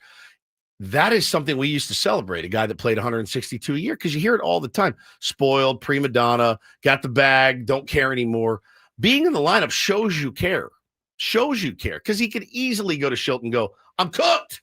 I'm swinging at everything. Let me reset this thing. And Schilt would 100% say, absolutely. But I promise you, when Schilt walks by his locker, probably the only words he says to him every day, even if he has to ask anymore, is, you ready? You want to be in there? I bet you don't even have to ask anymore. I bet you don't. I think that speaks volumes to the guys in there. I know it does, because we've talked to those guys before about that and posting and how. But I think if you're a manager, you want an honest answer to that. No, question. You don't. A manager doesn't want. No, he doesn't. Never. A manager wants his guys to want to be out there. The worst guy is I'm just not feeling like we have a huge series coming up. We need to win this series. The guy's like, you don't want the guy who every week gives you 2 days where he can't be in there. Right. But I don't think of guy, once every 2 or 3 months, and probably use a blow one of these days. Coming up, he gets soon. a blow. Doesn't have to be today. But one of these days. DHs from time to time, and they haven't had the luxury of being able to do that lately. They asked him a couple weeks ago, and he's like, "Yeah, I have a day off. It's tomorrow on our off day." It's hard for me to fault a guy like that, and I just don't see the other side of it really. It means something to me that your guy is like, I want to be on the field, and me at 80% is better than some guys. He at 80% or 60% is better than Jose Iglesias at 100 or Mason McCoy at 100. And those are your options, really. So I think, we have this argument every year. My stance on it will never change. I appreciate that. I appreciate my highest paid player wanting to be on the field every day. And that's kind of the baseline for me. You get to a point late in the season where it's tough and balancing. Like if Manny says he needs a day, then he needs a day. But right now it's also like, hey, bro, these games, got to win them. Correct. And like you just said, I'd rather take Manny Machado at 70% than anybody else that would replace him on any given night. And Jimmy says, was Ripken an influence? No, it was before his time. But JJ Hardy, Adam Jones has told us off air privately, like the dude's psychotic about being in the lineup every day. He wants to be out there. And he learned that from the old school guys that he played with. Who's the outfielder that he's really tight with? Oh, Bordick. Bordick was an infielder. Sharp dude, the goatee. What the hell's his name? All those guys. Oh, Marquez. Marquez, JJ Hardy, Adam Jones, those guys. I don't disagree with what you're saying, but being psychotic is not necessarily the best argument for having a guy play every day, because he's psychotic about being in there. That's what I want. I want a guy every day that's like, do not take me out of this lineup. I want to be on the field. I want to be out here. I want to be with my brothers. I want to help win ball games, and I think I can do it. And don't take me. How could you not love that? It's what sports is all about. I mean, it's an easy decision right now. Manny, they just don't have much other in the way of choice. Yep. And Manny wants to be out there, and Mike Schilt needs him to be out there. So he's going to be out there. And, you can trust that Manny will get out of his slump as he always does, because he's been one of the most consistent players in baseball over the past decade plus. Yeah, absolutely. I say it every day. I'm riding with my best players. If I lose a game, I can live with that, but I'm riding with my best players. Purple says he ain't helping anyone win ball games. Sure he is. You cannot discount what he brings to the table, even in an 0 for 4. You just can't. You know better than that. He knows better than that. He's just trying to. He is still feared by the opposing pitchers. 100%. Spending a ton of energy and making sure that Manny doesn't beat them, even on the days that he is not, necessarily getting a couple of hits. Yeah. So I expect him to come out of it because he always does. So we'll see. He did hit a 2-run home run 2 days ago. Correct. He did. So to get us on the board to get going, So Yeah. absolutely. Yeah. It's not like it was months ago. It was But 2 this days is ago. this is a yearly argument. Anytime he slumps, we have this argument or this conversation, I should say. Matchup tonight, obviously Michael King making his return. We've talked a lot about that. On the other side, for the Reds, they're scheduled to go with right-hander Zach Littell, who has put up decent numbers. Their entire starting staff has been very solid this year. I mean, I was watching their bullpen last night, and I know they got to Barlow and but you're looking at some of the numbers out of the guys in their pen. You're like, all right. I mean, they always say in baseball, like, oh, just get into their pen, you'll be fine. I don't know where their bullpen's ranked, Ben, but they had some guys that could bring it. Certainly out of their bullpen last night, but Lodolo just ran out of gas, and luckily for us, we were able to get a different look and get some good swings off. But some of the guys on our squad have hit Littell fairly well, Manny being one of those guys. And again, all limited at bats. O'Hearn has seen him the most, hitting 227 off of him. But yeah, I mean, Crony's not had good luck against him. Laureano's hit him really well. Machado's hit him well. Sheets has hit him well. Again, limited 6, 7, 8, 10 ABs. Toddy's hit him pretty well. So you're going to see your regulars in there tonight. I would imagine O'Hearn gets a start tonight as well. Would be an interesting time to manipulate the lineup a little bit if you wanted to. If you wanted to go back to that Jake Cronenworth at short, you could. I think that's the biggest question. Now that you've done it once, it's got to be tempting to continue to do it against right-handed pitchers. Yeah. Until Xander Bogaerts is back, your best offensive lineup is going to have Jake at short. Now, Mike Schilt, told, I believe, Kevin Acee that there were a lot of different factors that went into that, including the fact that Dylan Cease was a fly ball pitcher, so he wasn't expecting as many ground balls. Now, Jake ended up making a sensational play on a grounder. You just don't know if, is he going to be a magnet for balls if he's at shortstop, or is he going to get one or two routine plays? And is he going to avoid putting Jake out there if he feels like Michael King's going to be giving a lot of ground balls to the left side? You don't know exactly what Mike Schilt is going to prioritize. We know defense is important to him, but if he feels like, hey, I think we can get away with it on this day, it's got to be very tempting to want to continue to do that with Jake at short and Luis Ariz at second. And, for Michael King coming back on his first start, he obviously wants his best defense behind him, certainly. But if you have faith that it's not going to be terrible and it gives you a chance to score more runs, if I'm a pitcher, I'll take my chances. I will take my chances. I want you guys out scoring runs off Zach Littell, and I want our best offensive lineup out there every single game.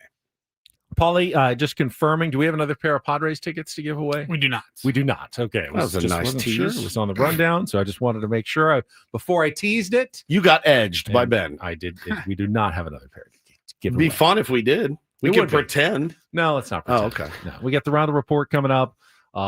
Much more Ben and Woods on the way on San Diego's #1 sports station, 97.3 The Fan. First, though, I get to talk about SDFatLoss.com. I had a couple people came up to me yesterday when I was at the Aztecs and the Padres clubhouse going, yeah, you've kept that weight off. Yeah, 2 years now. I've kept all the weight I lost off, 40 pounds in 60 days, thanks to the sustainable weight loss strategies from SDFatLoss.com. Worked with my counselor, my coach, not only to lose the weight, but then to keep the weight off after I was done. But the difference between this program and Woods, I was showing you a picture of me when I did another program about 15 years ago. And I lost a lot of weight, but I gained it back within like a year because I was eating bars like 3 or 4 times a day instead of meals.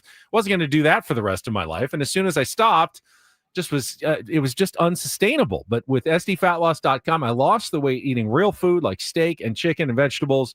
So I was able to better keep the weight off after I was done. Find out how it can work for you with no exercise, no injections by setting up a free consultation. Go to SDFatLoss.com.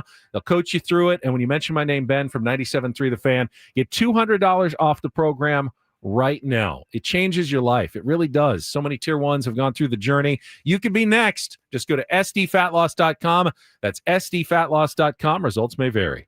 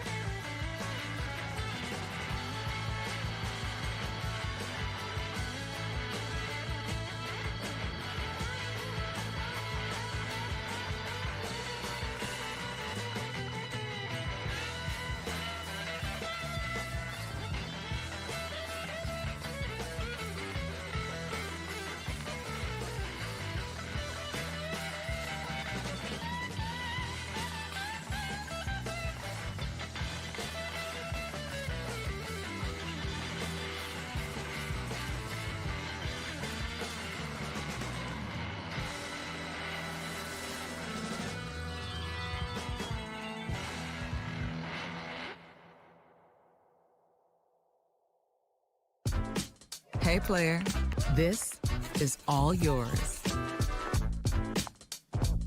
This room with this view. This speakeasy with this cocktail. Hey, could you make that too? The spa with this. Ah. And this pool on this roof. This is all for you. The all-new Hamul Casino Resort, now open.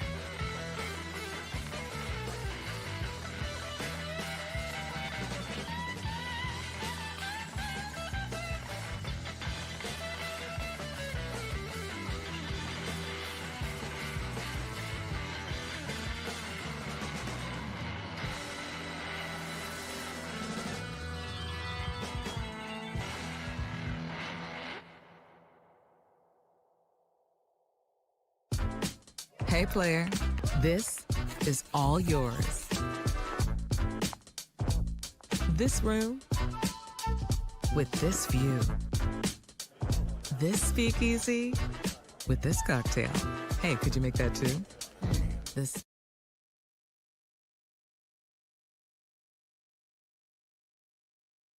All right, final 40 minutes or so. Ben and Woods going until 10 o'clock this morning.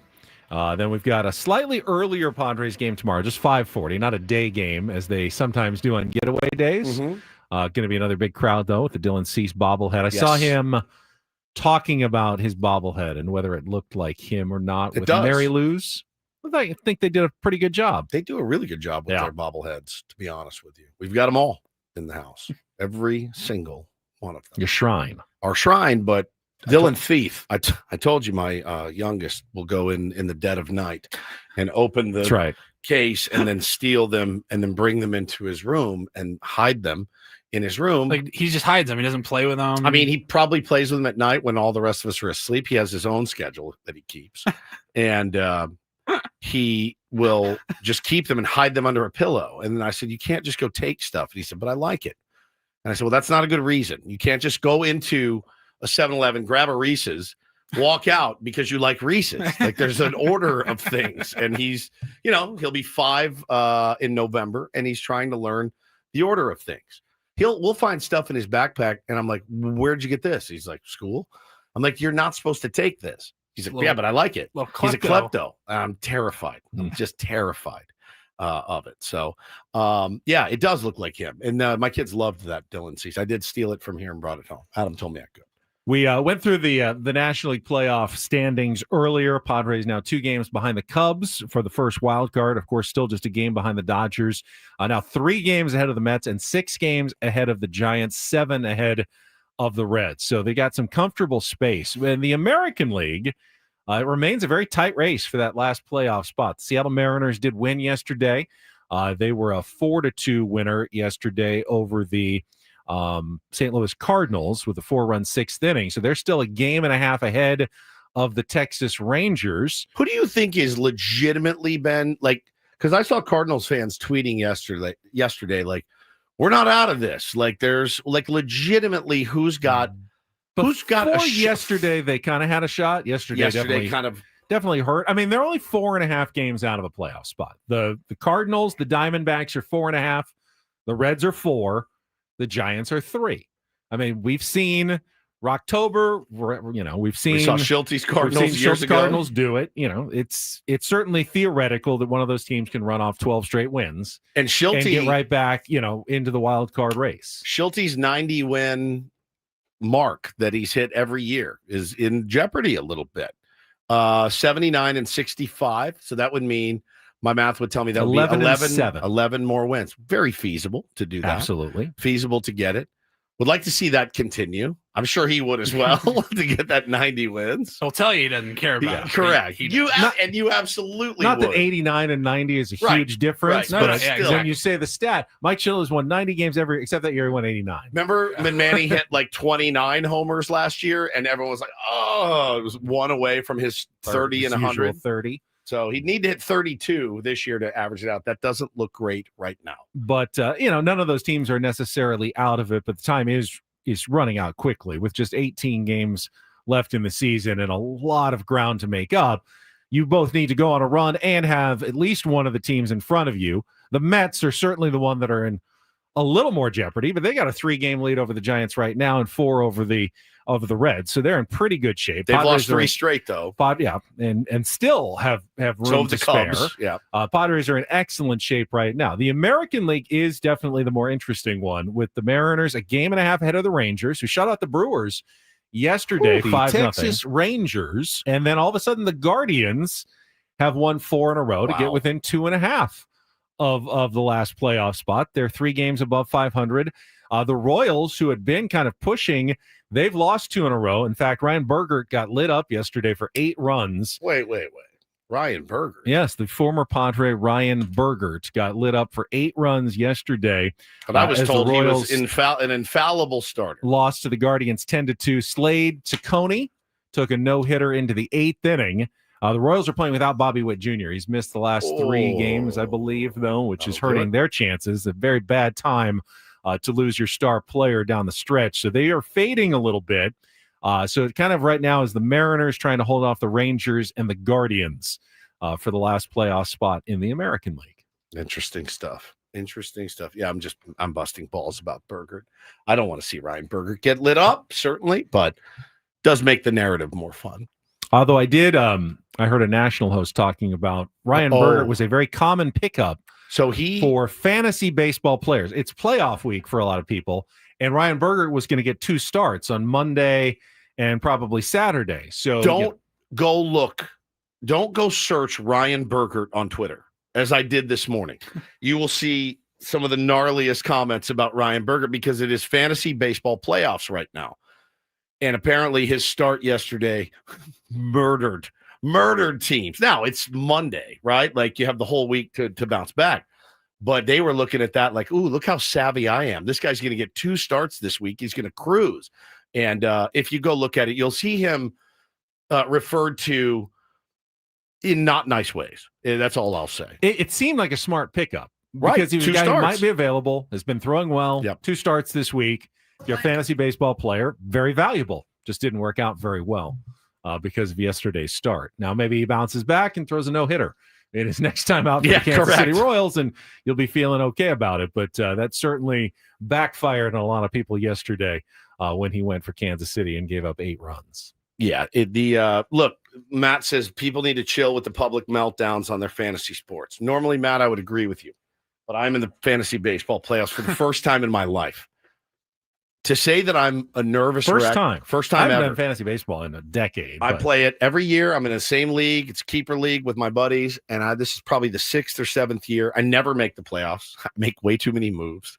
I'm in the playoffs, and I'm a nervous wreck. Like I'm sick to my stomach, checking my phone every 30 seconds. It's the most nerve-wracking scene of all time. EC Money says he benched Aaron Nola for Ryan Berger. Aaron Nola, who had been struggling, went out and threw 6 shutout innings yesterday, and Ryan Berger got lit up. That's a tough scene. Matt says, but you're not spewing wild hate online. Not yet, Matt, because like I said, today's Tuesday. It was only 1 game.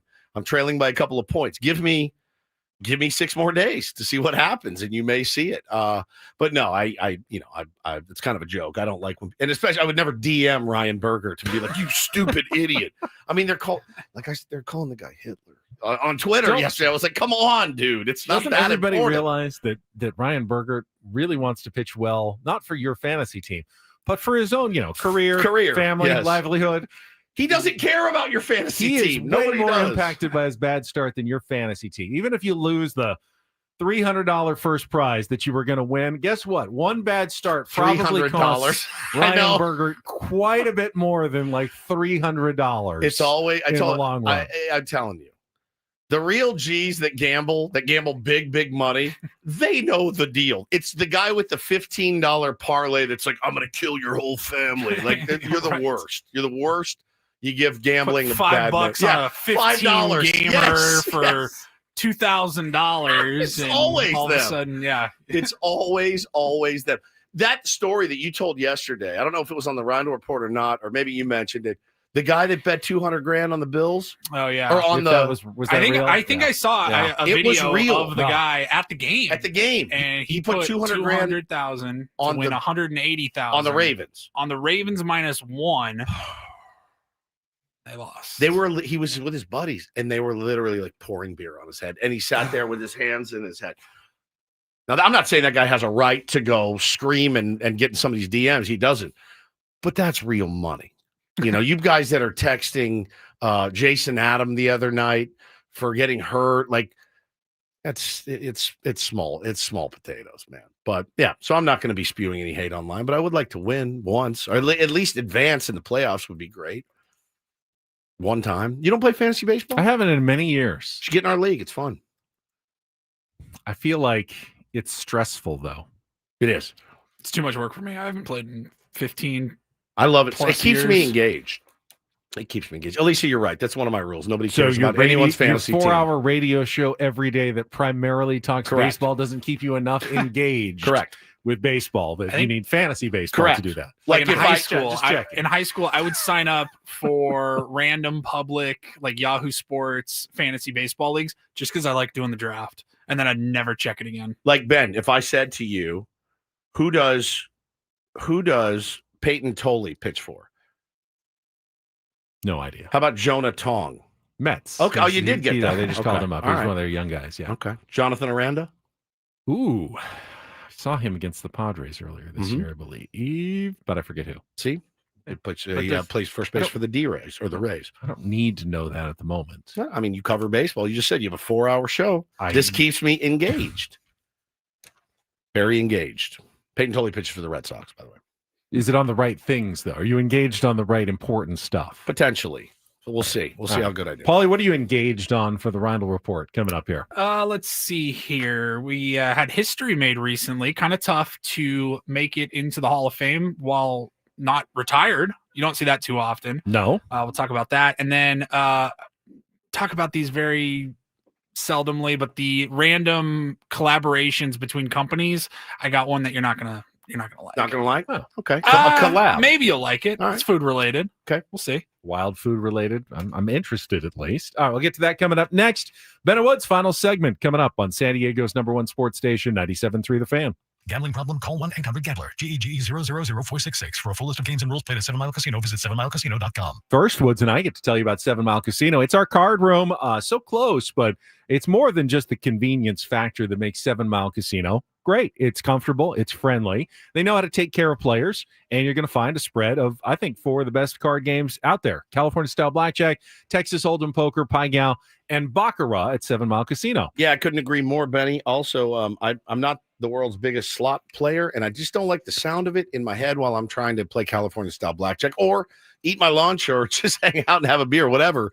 I just don't like the sound, and they don't have slot machines there, which is a huge dub for me. Yeah, I mean, you can hear the sound of the clinking of the chips, but not the ringing of the slot machines. There's a dull roar in there, which but is good. people Yeah, you don't want talking, it that's what quiet. you want. It's not Right. like uncomfortably quiet. Correct. It's just pleasant. Imagine gambling in a library? That's no fun. No, it's not a library. It's lively. It's fun. It's just not overwhelming. And I think it's the perfect atmosphere. I think the atmosphere at Sammy's is great. The patio is phenomenal, especially this time of year, right on San Diego Bay. And they got a 24/7 players menu. So if you're hungry any time of the day, they've got some great favorites that you can get at all hours. Check it out for yourself, my friends. Best part, just 7 minutes from downtown. It's 7 Mile Casino.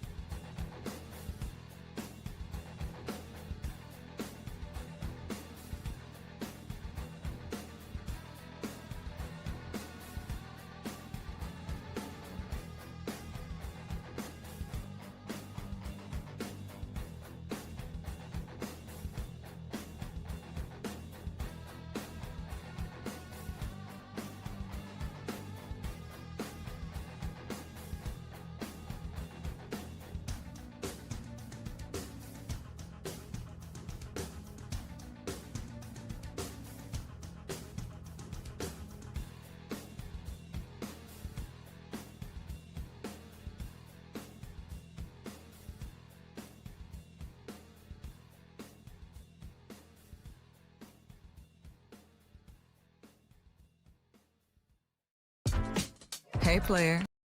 This is all yours. This room with this view. This speakeasy with this cocktail. Hey, could you make that too? This spa with this. Ah. And this pool on this roof. This is all for you. The all-new Hamul Casino Resort. Now open.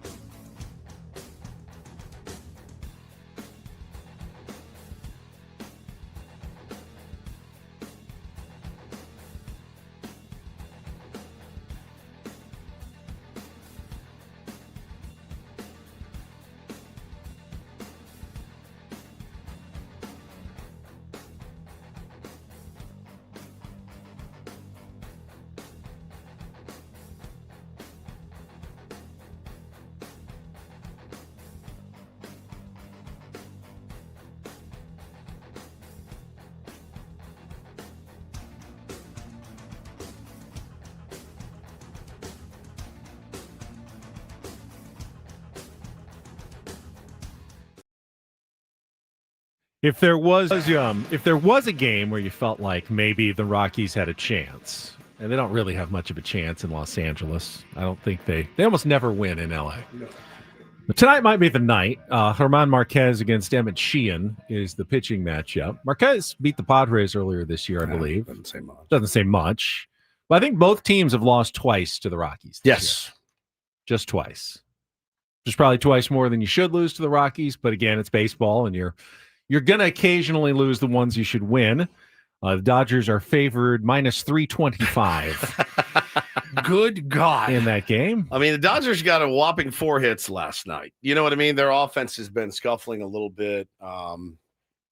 Glasnow was firing. I mean, had a no-hitter and was losing 1-0 till late in the game. And Tanner Scott did come in on the combined no-hitter and blew it in the 9th inning, but ended up getting a win 3-1. I thought Dollander pitched pretty well, holding that offense at bay. I think they're getting Max Muncy back. I think he came back last night. Oh, was he back last night? So. Okay. Yeah, he's kind of the one that I see a lot of Dodger fans tweeting about. All right, when Max gets back, we're going to go.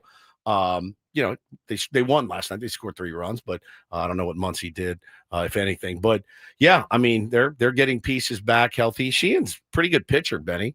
Pretty good pitcher, but they're not throwing bad pitchers. No, they don't. They don't have many bad starters. You might be a little more encouraged if you're hoping the Padres can at least catch the Cubs in the wild card race. They are in Atlanta. They lost to the Braves yesterday. Spencer Strider is pitching for the Braves, and they're actually favored slightly, minus 110 against Cade Horton. Did you see Strider shaved his beard? No, I did not. Yes. He's been not great. He hasn't been great. He looks 12 now. I bet. He looks like 12 years old without facial hair. Yeah, he's having a really bad year. Not his best year. 5-12 with a 4.97. No. But the Braves are slight favorites in that game, so you can be Atlanta Braves fans tonight against the Chicago Cubs as the Padres look to make up ground in the wild card race as well. I mean, dude, his last 5 starts, Strider gave up 5 earned to the Brewers. He gave up 8 earned to the Mets. He gave up 7 earned to the White Sox, 1 earned to the Marlins, and then 3 earned to the Cubs. He lost all 5. I mean, this is about as bad as it gets. Very, very Ceasean behavior from Spencer Strider this year. So that's a little bit of what's going on. Baseball Talk on the Fan, presented by Paramount Plus. You can't count on much, but you can always count on Sundays with the NFL on CBS and Paramount Plus. Stream your local NFL game live every Sunday all season long, starting at just $30 for your first year. That's like $250 a month. Visit ParamountPlus.com/NFL to get started today. And to get started with the Reindl Report, here's Paulie. From the 855 Get Ross Traffic Center, protecting San Diego after accidents or injury, here's Kelly Danek. Traffic is sponsored by Eliminate Termite, the orange oil experts. We still have a number of trouble spots out here, guys. A ladder reported in lanes on the Coronado Bridge heading over to the island about mid-span. Also, hit and run crash reported eastbound 8 right before College. Got the right lane blocked. Still clearing an accident westbound 52 before Mask Boulevard. It's over the right shoulder. Also, an accident on westbound 56 before Black Mountain Road in the clearing stage. In the center divide, couple vehicles involved. In eastbound 78 right before the 15. Accident in middle lanes. Have termites? Eliminate Termite inspects, treats, and repairs termite damage, all with a full structural warranty. Their orange oil treatment is safe for people, pets, and the planet. No tent, no move out. Protect your home naturally. Schedule a free inspection at eliminatetermite.com. I'm Kelly Danek with Ben and Woods, San Diego's #1 sports station, 97.3 The Fan. Get things started here with our today's edition of the Reindl Report. Now tuned into the greatest. Welcome to the Reindl Report with Paul Reindl. Hi, Paul. All right. 2 stories from the world of sports that we haven't gotten to yet. We'll start off in Major League Baseball. And 1 story that you didn't know you needed. Are you laughing, biatch? It's the Reindl Report Hey, Paul, how you doing? Okay, how are you? on 97.3 The Fan. Are you ready to bless the mood? I need some help, please. That was good. Can I get a oh yeah? All right. All right. All right. All right. All right. All right. God, that made me laugh. It was yesterday. so funny. He was like, all right. All right. All right. All right. From now on. Oh Sorry. my gosh. All right. Just one sports story. We had another one that could have been in Don't Do This. Maybe we'll save it for tomorrow. We didn't Maybe talk not. about that guy. Because actually during the break, Ben alerted us to some breaking news from He this has morning. alerts on his phone, and one came through to let him know. We'll get to something that one in a very second. special. One note in sports that I did see yesterday. Now, I completely missed this over the weekend, but yesterday I was sitting at home, opened up Instagram, and I'm scrolling around, and I saw King James, LeBron James's account on IG, and it was a picture of an orange Hall of Fame jacket, and his caption said, "We in the Hall, baby," or something along those lines. And I go, that's not Photoshop. That's LeBron's account, 100 and whatever million followers. I go, what the hell is that? He's still playing. He didn't finished retire. like in the top 10 in MVP votes last year. Do they have a lag in the NBA too? Like how the 5 years? Five-year waiting is it always period. Yeah, 5 years. No, LeBron James and Chris Paul also, who is still currently playing, were inducted into the Hall of Fame over the weekend, and they were honoring the 2008 Redeem Team gold medal winners from U.S. men's basketball. The whole team was honored, so they got to go, and they are now enshrined in the Naismith Memorial Basketball Hall of Fame. And they got a jacket and everything? They get a jacket. They don't get the bust in the Hall of Fame. Oh. The team is honored collectively, but they each individually got their jacket. It's Yes, it kind of threw me Oh, off. there I was they like, are. what the hell is going on? Yeah, Coach K, Chris Paul, Dwayne Wade. So Carmelo Anthony and Dwight Howard were inducted as Player Hall of Fames, which of course LeBron James will eventually, whenever he retires and then add 5 years, he'll get in. Sue Bird, Maya Moore, Sylvia Fowles also went in from the WNBA, referee Danny Crawford, Billy Donovan, the coach, and then, the entire 2008 U.S. men's Olympic team. So Kobe Bryant did go into the Hall of Fame posthumously, Jason Kidd, Chris Bosh, Carmelo Anthony, a lot of big names. But yeah, pretty wild that was 17 years ago, and that team is being honored, and LeBron James. And inducted, not just honored, inducted into the Hall of Fame. in the Hall of Fame. Yeah. They do that. It's weird. Like they do it in baseball. Like Nick Kurtz hit those 4 home runs or whatever, and then like The Hall of Fame comes calling. They sends his bat off to Cooperstown. That's pretty awesome. I mean, it's not like 17 years is plenty of time Oh, to yeah. wait to honor that team. Right. It's just remarkable that LeBron is still going and Still playing. Wasn't a going as rookie strongly either as he is. that No. year. He No. wasn't like the new hot shot out of college and going to put him on the Team USA. No. He had been established for like 5 years in the like NBA. Christian Laettner on the Dream Team. That was kind of like, okay, token college guy to join the NBA stars that year. But no, he wasn't like a young guy. He was a already very established NBA player by the time he was on this team. Yeah. And now he's still playing 17 years later. was one funny moment. I didn't pull the audio, but LeBron was talking about Kobe Bryant's impact on that 2008 team. He said he was the missing link. I mean, everybody was just kind of screwing around until Kobe got there, and you're like, oh, it's time to get down to business. He goes, I remember, we'd be messing around in the gym, and then Kobe would walk in and just give us a stare because, we didn't do anything half. And then he was on stage and he caught himself. Yeah. Say half-ass. Half-ass. He goes, Kobe wouldn't let you do anything half assed. He still said it. It's like that. Yeah. Half. There's really no, once you say half, there's really no turning back alternative that you can use. You can't say like a half butted. Yeah, half butt. That's even worse. It's not. If you do that, I will kick you in your shit. Sounds like something you would say. Half butted. God. All right, let's get to Ben's breaking It's news. it's embarrassing. Half booty. Half booty. Save that. Half booty. Ben's breaking news. He alerted us during the commercial break that Girl Scouts of America have announced a new Girl Scout cookie flavor. Kind of forgot. It's almost that time of year. Is it though? Isn't it? Is it in the fall? I thought it was it's not until the spring, yeah, but it's their new flavor for early 2026. I think. Okay, so early 2026. It's called January through April, technically. Explore Moors. It's a horrible name. Explore Moors. Explore Moors. It is listed as a Rocky Road inspired cookie.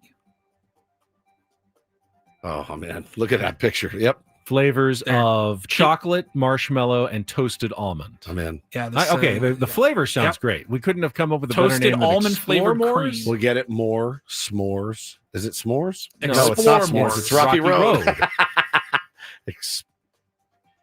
I don't know. Explore Moors. I mean, I get, scouts go like exploring and hiking and stuff, and I just think that it's not a great name, not that appealing. Doesn't sound like a cookie, does it? Explore More. No, it doesn't. Compared to Tagalongs. Tagalong, Samoa. Thin Mints don't even Mints sound like sounds- cookies. Which is, to Sound like me, mints. Thin Mints. Mints are won by quite a wide margin for me. This has the possibility, though, of being Sounds good. high up there based on the description. They haven't put out a bad one, in my opinion. Even like the lemon one, I'm all in. Yes. They're all good. The Peanut butter shortbread. Which one are the peanut butter patties? Those are the tagalongs. Those No, are the tagalongs are the. What's the one with the cookie, peanut butter, and chocolate on the top? Right. They're like little humps. What are those called?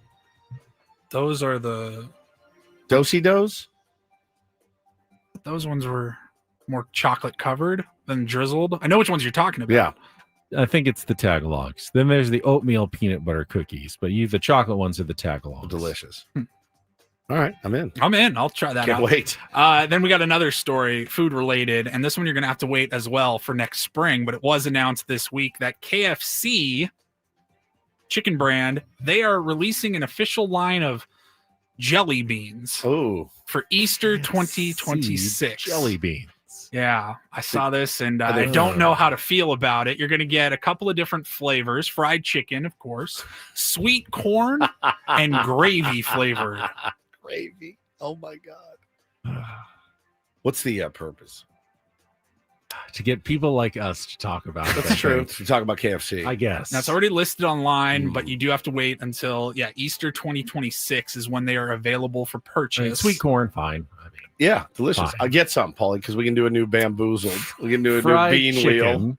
They teamed up with this is last year. They teamed up with somebody for KFC flavored toothpaste, fried chicken toothpaste.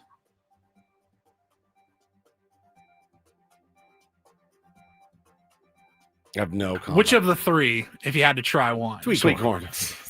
By far. By far. Probably. I have no pretty interest good. in gravy flavored jelly beans. No green beans on here? Mashed potatoes? Pumpkin pie? Pumpkin pie? Pumpkin pie, yeah. They don't sell pumpkin pie at KFC, though.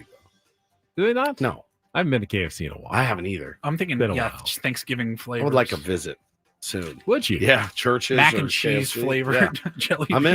in. I'll try it. We'll do it'll be our new bean boozled, which was one of the best Ben and Woods bits of all time. And I found those disgusting sock flavored jelly beans and Horrible. garlic. Ugh, And horrible. remember the first Yeah. day you ate one? What'd you get? Like stinky sock. It stayed in Stinky his socks. It stayed in Yeah. his mouth. Oh, It was horrible. fish, wasn't it? Was it dead fish? yeah, dead fish. It is the stayed with worst you one. all Yeah, There day. was dead old fish. Band-Aid. Old Oh, Band-Aid. that was horrible. I got that one. Oh. Remember when I did the handful? Oh, it was so grody, man. So grody. All right, that's it for us. That is it We for are us. done. Okay, well, see if the Padres can win their 4th in a row tonight as we welcome Michael King back to the mound at Petco Park. Look forward to evaluating and probably, let's be honest, over-evaluating his performance tomorrow morning. But he says he's ready to go. He did. So is he on like a normal pitch count? He said he's ready to threw go. 70 in his last bridge game, so you figure he should be good to go for at least 80 or so. How about a nice But- clean first? I'm going to just ask for it every day until it actually happens. Certainly think that if Mike Schilt gets a solid 4 out of Michael King, he's probably happy with that tonight. 5 would be a blessing. Yes. 6 would be a dream. 6 would be aggressive. Yeah, let's just go offense. We need the offense. Step up. All right, we will come back tomorrow morning to talk about it at 6 a.m. That is it for us. For executive producer Paul Reindl and Stephen Woods, I'm Ben Higgins. Braden's coming up next here. Don't go away on San Diego's #1 sports station, 97.3 The Fan. Have a great rest of your day, everybody.